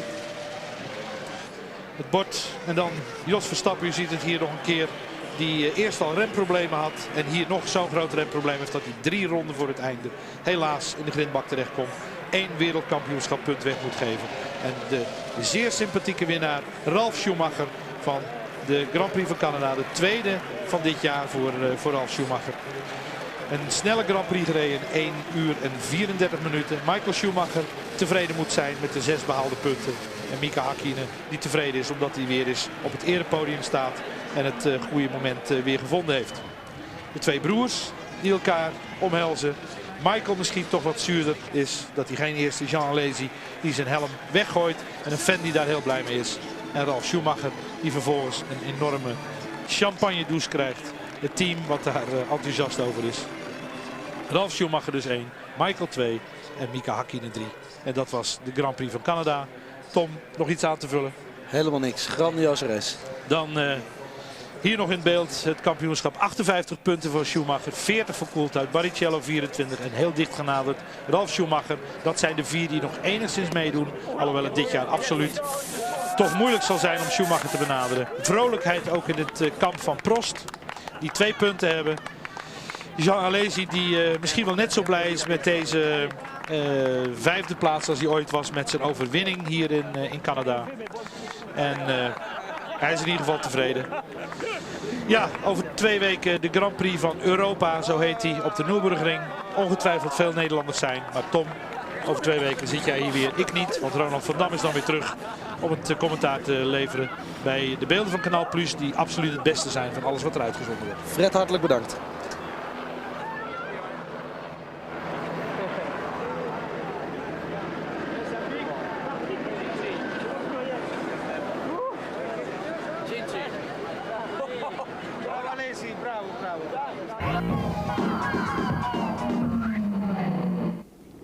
And welcome back to Montreal. Let me just confirm the result for you of the Canadian Grand Prix. Ralf Schumacher 10 out of 10. Michael Schumacher in 2nd place. Mika Häkkinen up on the podium with 4 points. Excellent drive again from Räikkönen, the veteran Alesi there in 5th. And De La Rosa making his point for Jaguar. And this is how things look now in the Drivers' Championship. 18 points now, the gap between Michael Schumacher and David Coulthard. Barrichello on 24. Ralf Schumacher moves up to within a couple of points of Rubens Barrichello. Okay, Mark Blundell, first of all, I mean, a ferocious battle between the 2 brothers. He just couldn't overtake him, could he, Ralph? Pushed him very, very hard indeed. He pushed him, yes, but I think actually he just was playing with him. He had the speed in that car all the time. He just hounded his brother, and I think he was just trying to pressure him into making a mistake and not putting himself at risk, or his brother actually at that point, of trying to go underneath him every time under the chicane. You see him time and time again, he sets him up, dives underneath and just backs out the last moment. But the big deal was the speed was there when it was needed. And what an impressive performance. Time again sets him up, just doesn't make the move. Puts the pressure on and just leaves it at that. And then, Tony, he sped away when Michael Schumacher pitted, didn't it, did Ralph? But I guess it all boiled down to the pit stops in the end. Yeah, lap 45 and lap 50, just 5 in it. But after this, you look, in comes Michael Schumacher for this tremendous stop. It was all down to the Ferrari mechanics at this point, but they did it in 8.4 seconds. They're used to this, but it was matched by the Williams guys. But not only that, Ralf Schumacher went out there and he went faster and faster each lap, and he made sure of the victory. This is, you know, the first BMW victory in Grand Prix racing was here in 1982 with Nelson Piquet. They're talking about Ralf Schumacher re-signing for the team. You bet you he will. How big a boost is this for Williams, do you think, Mark? Huge boost. I mean, you know, we heard the guys talk about coming with an attitude to win races. They are back. You know, BMW, Michelin tyres, the Williams team, and Ralf Schumacher, an air of maturity showing already, and he's an equal match for his brother at this point, and his brother knows it. Tony, that World Championship hill for David Coulthard's looking very steep now, isn't it?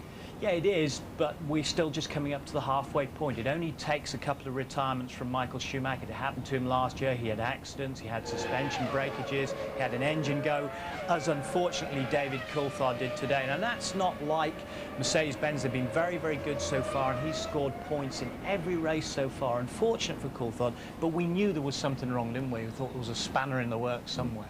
Good. I guess he was due one, wasn't he? Thanks to you both. We'll have more post-race reaction for you in our highlight show a little bit later on tonight, just after midnight. That's repeated as always, ITV2, 7 o'clock tomorrow night.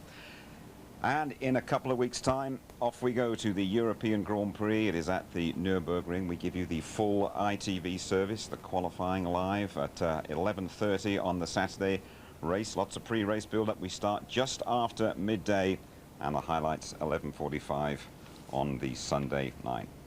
There we are then, the Schumachers keeping the Canadian Grand Prix very much in the family, I suppose. Big brother Michael, he stays bang on course for the world title. This one, though, belongs to Ralph from the whole ITV team in Montreal. Good night.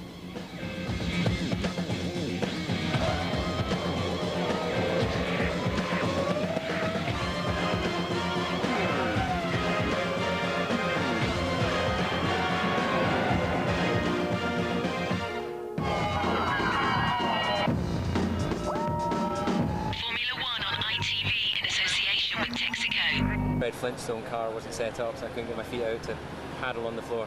Martin Brundle said that could perhaps be your championship hopes going up in smoke. Do you see it that way? No, absolutely not.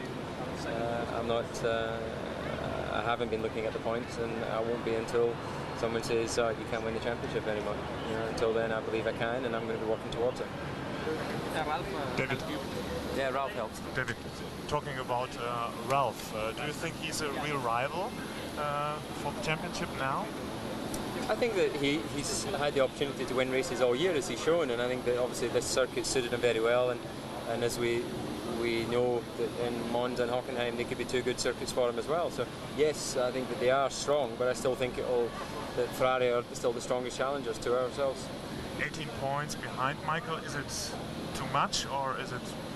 Can you reach it? No, you can still reach that. What will you do to relax now? We heard that you come to Le Mans with your manager next week to Le Mans.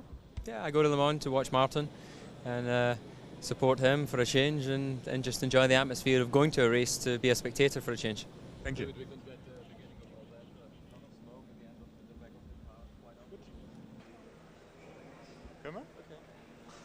Well, Kimi, congratulations. First question, is this the champagne for your fourth place? No, it's not the champagne. How could it be? How could it be? Do you have a reason for your great performance today? No, I think so. The team and I did a good job, and the whole package was good today. That's the reason. Not more? No, not really.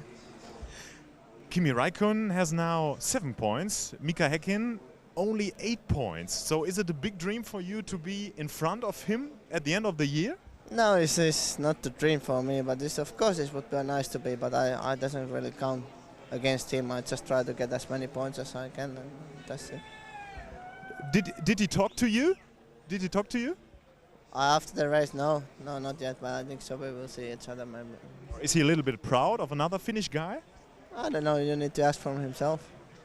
Thank you. Mika, welcome back on the podium. So how was that? It was great. It was great to finish in the podium. It gave me the smile again back in my face, to be honest. And starting 8th position, the target was to finish in 3rd. So I'm very pleased about that. So a turn point in the season? Sorry? A turn point in the season now? Hopefully, and I think so too. You know, I think I've been having such a bad year this year. You know, I've been having all kind of things going on all the way through the year. So I think this is the turning point. You know, and like I said, at least I'm smiling more. You know, it was great to be in a podium, spray the champagne. It was great. You know, the Ralph won 2nd time. You know, it was good for him. Michael 2nd, I'm 3rd. So it was great. You know, it was extremely fantastic combination in the podium, to be honest. So you think the potential for the championship is still there? Yes and no. I mean, mathematically everything is still possible, but it's. I would be a bit crazy if I would say yes. Yes, of course I'm gonna go for it and win it. I think I have to keep my feet in on the ground and go race by race and to see what's going on. We never know what's gonna happen, so like I said, just race by race and see what's going on. Thank you. Cheers.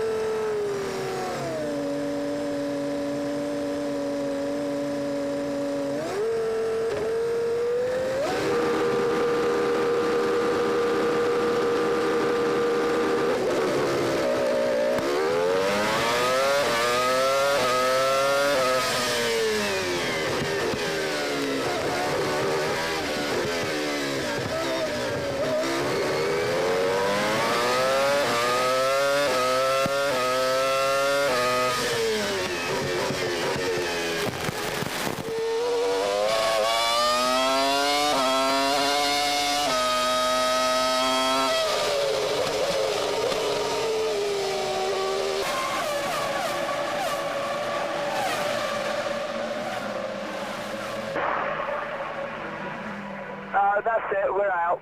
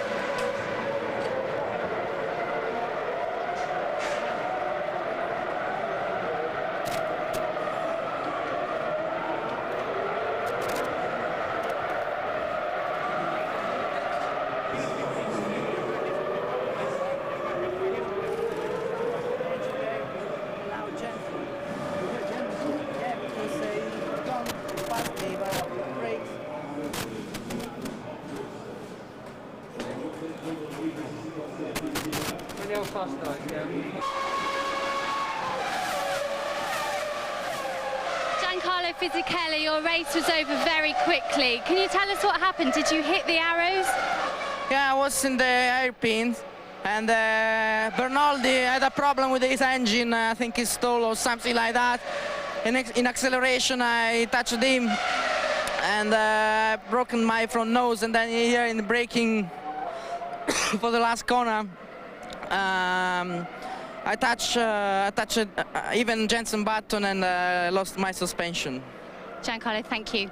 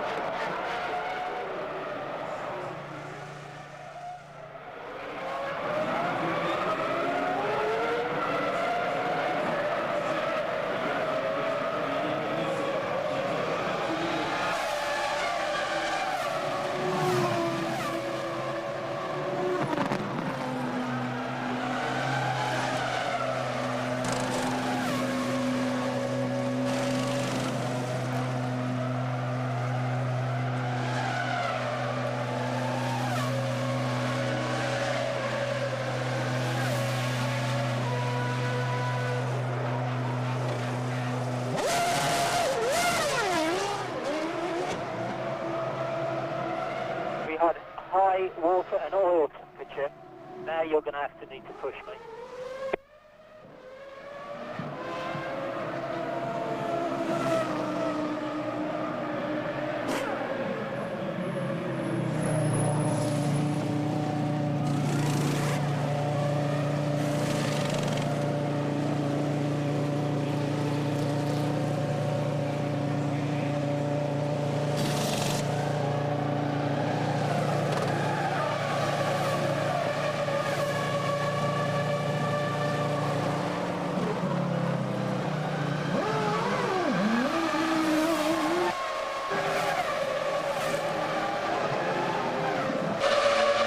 Nick Heifeld, very short race for you. What happened there with Eddie Irvine? Well, he tried to overtake me, but he wasn't really close enough and just drove into my back. So 100% his fault, yeah? Yeah. Thanks, Nick.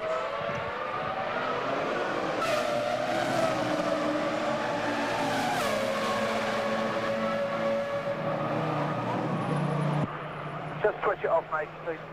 Straight back in the garage, please.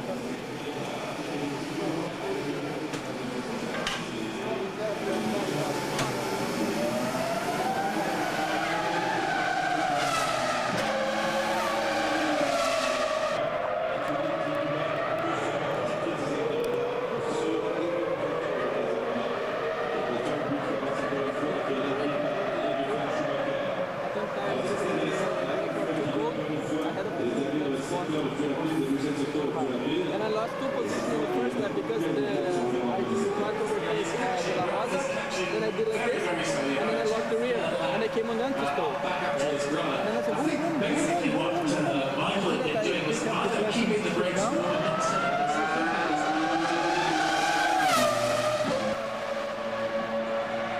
Enrique Bernaldi, very short race. What took you out of it?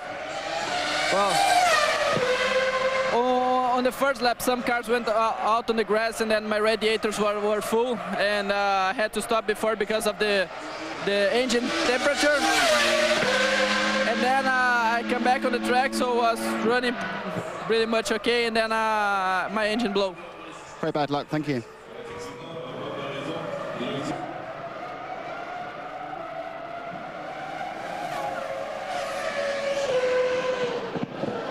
Jack Villeneuve, very bad luck, just parked the car. What was the problem? I don't know, I think the clutch broke or something happened, the car wasn't driving anymore. Was that the problem on the start as well? No, at the start just the anti-stall kicked in. Very, very hard weekend. Very bad luck, it's always in Canada, hard luck.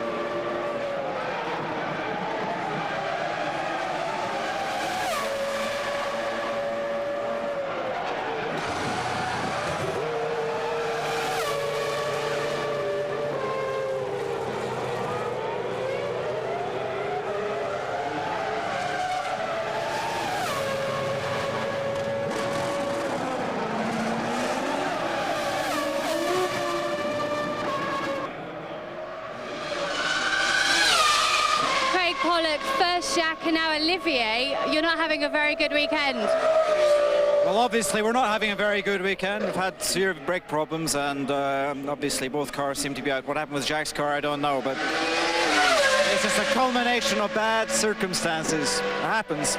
Now, it looked like Olivier was actually going to retire, but you took the decision to send him back out again. Well, we checked his brakes. We didn't think it was safe for him to stay out. We bled them, and he's been put back out to try it, and let's just hope he can stay until the end of the race. Thank you, Craig. Sorry.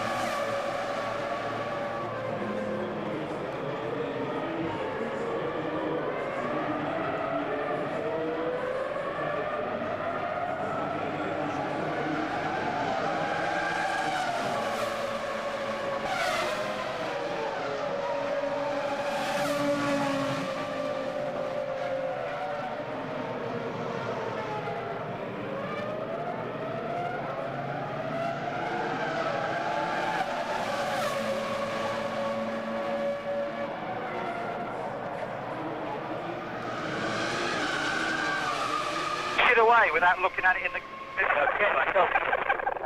Just have a look at it with it's done. Push it away in the garage.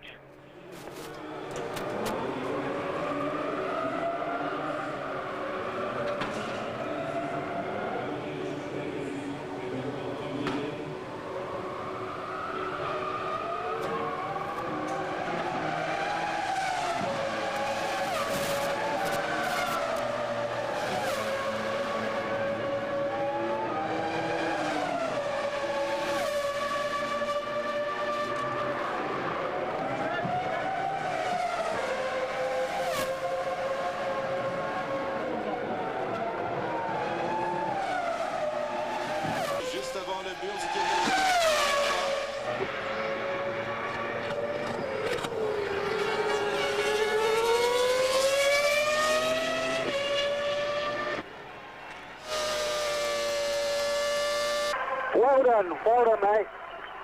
Pick up loads of rubber. Well done. Thank you very much. It was just unbelievable. I mean, the car was so great. Thank you very much.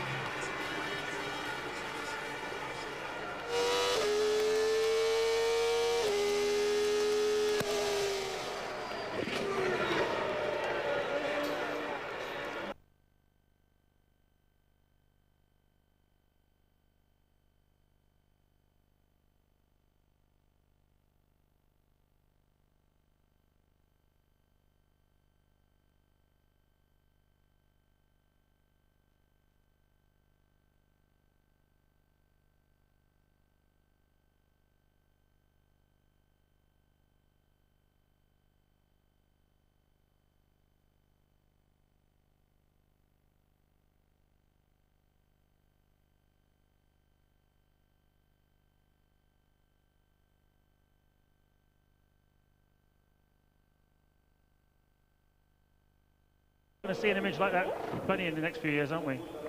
We intend to do that and beat them a bit more often than we have done in the past. The Ralph is clearly getting better and better, and our car's good, and the BMW engine, just superb performance. You came here this weekend intending to win the race. Everything was geared up towards race day, wasn't it? Well, the press said we were going to win the race, but we just always view that from a distance, and they seem to know more than we do about the car. But I mean, the car clearly isn't very competitive. Ralph said on the radio on the slowing down, that was just fantastic. It was very quick on the straight too, thankfully. And the tyres, I think one tyre was definitely better than the other tyre here today. Well done, Frank. Thanks very much. John Lacey doing some donuts then down at the hairpin. Not very elegant ones, as we said. Johnny didn't really get it going round and round, but gets out and believe has just thrown his crash helmet into the crowd. He's so happy with 2 World Championship points. It is all coming together magnificently at the end of race 8 in this 17-race series. Firmly in the shade. I mean, we never had any serious go-kart competition, honestly. We had some Winter Cup races which are not really serious, and the conditions are not straightforward.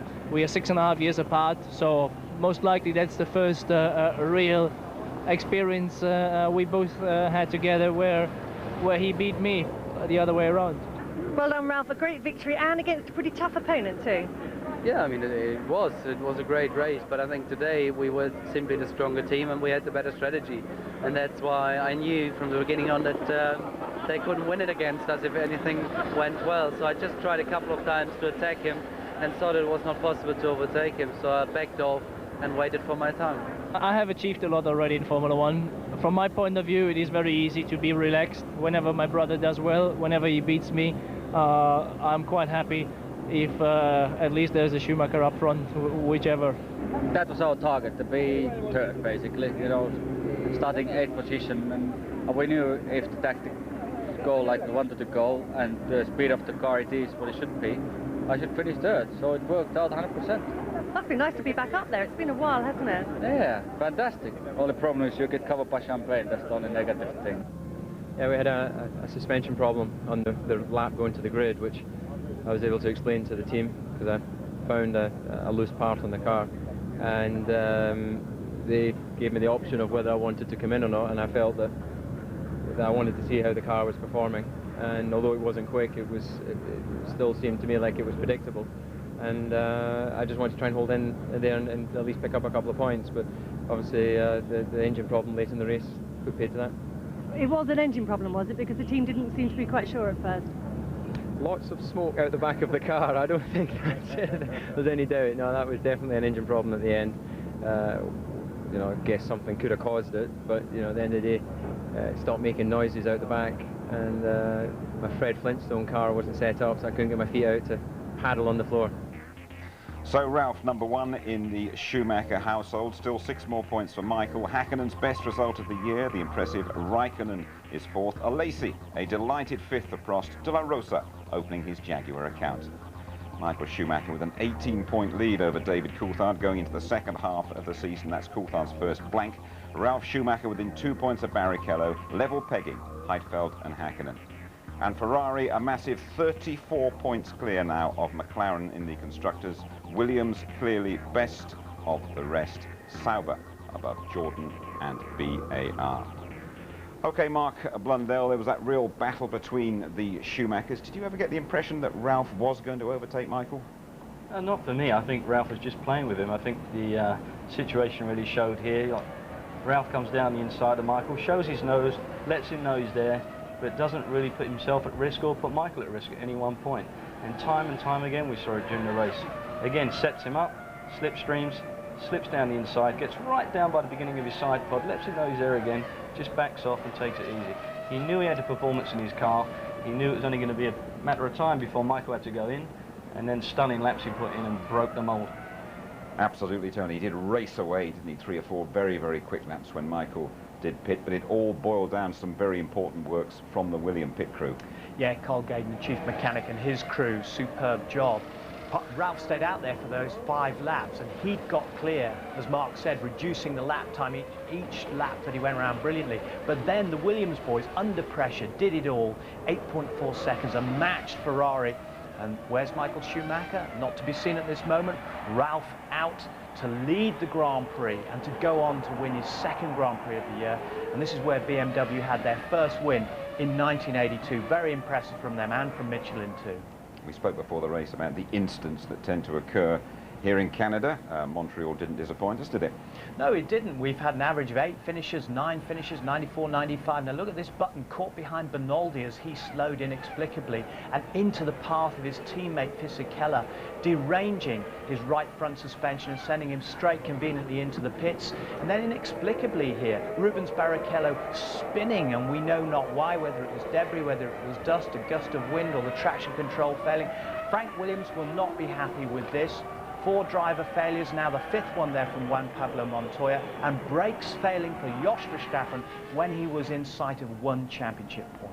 Mark, I'd like to talk to you about David Coulthard. He was so keen to impress here. He's ended up with nothing.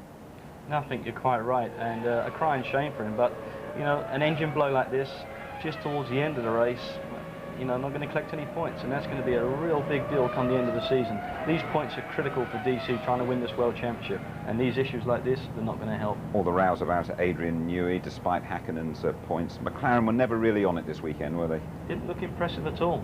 Ferrari certainly looked very impressive. Williams BMW team came out of nowhere and really stuck it up. I mean, unbelievable. Two drivers at the different end of the Formula One scale, young Raikkonen and the experienced Alesi caught your eye today. So impressive. This Kimi Raikkonen has come out of nowhere. He's got hardly a handful of races under his belt, but like a young guy with an old head on his shoulders. And Jean Alesi, the old hand, doing a great job as well, collecting another 2 points for the Prost team. Tried to do a couple of donuts like he did in Monte Carlo, but you know, a little bit more smoke and a bit more excitement from Jean. It's great to see a character like him enjoying himself. But again, Raikkonen, Alesi, very impressive. Great enjoyment there for John Alesi's 192nd race in Formula One. Tony, how important is this one for Ralf Schumacher and for Williams? Very important breakthrough because, you know, out of the 14 starts, they only had 3 finishes up to today, and one of those was the win in San Marino. But now we've got some great tracks up and coming for them. It's the power of the BMW and the combination of the chassis. But the important thing is they're taking points off of Ferrari and keeping McLaren back from winning the points they need to challenge Ferrari with. So they're really sort of the fly in the ointment.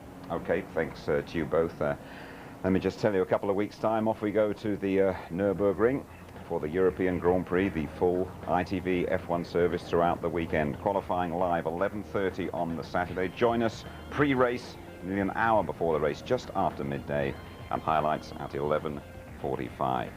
So we have seen the Schumacher show here in Canada. For once, young Ralph has put one over big brother Michael. Next, it's a home fixture for them. Good night.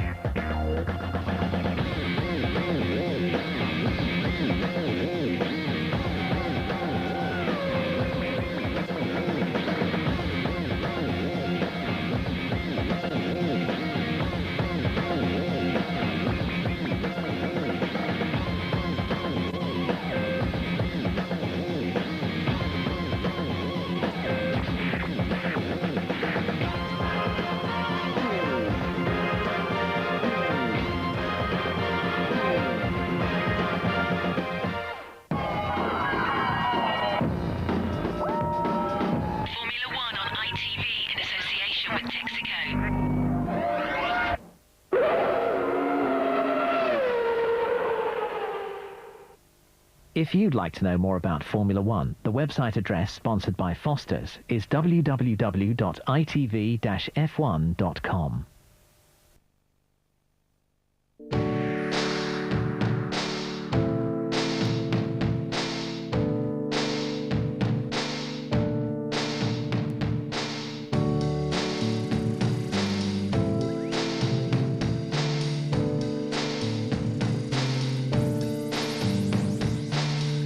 In erster Linie möchte ich mal ankommen und dann schauen wir, was dabei rauskommt. Ich glaube, dass wir klar die Möglichkeit haben, einen Podestplatz zu erlangen. Und ich hoffe auch, dass es funktioniert. Wir werden sehen.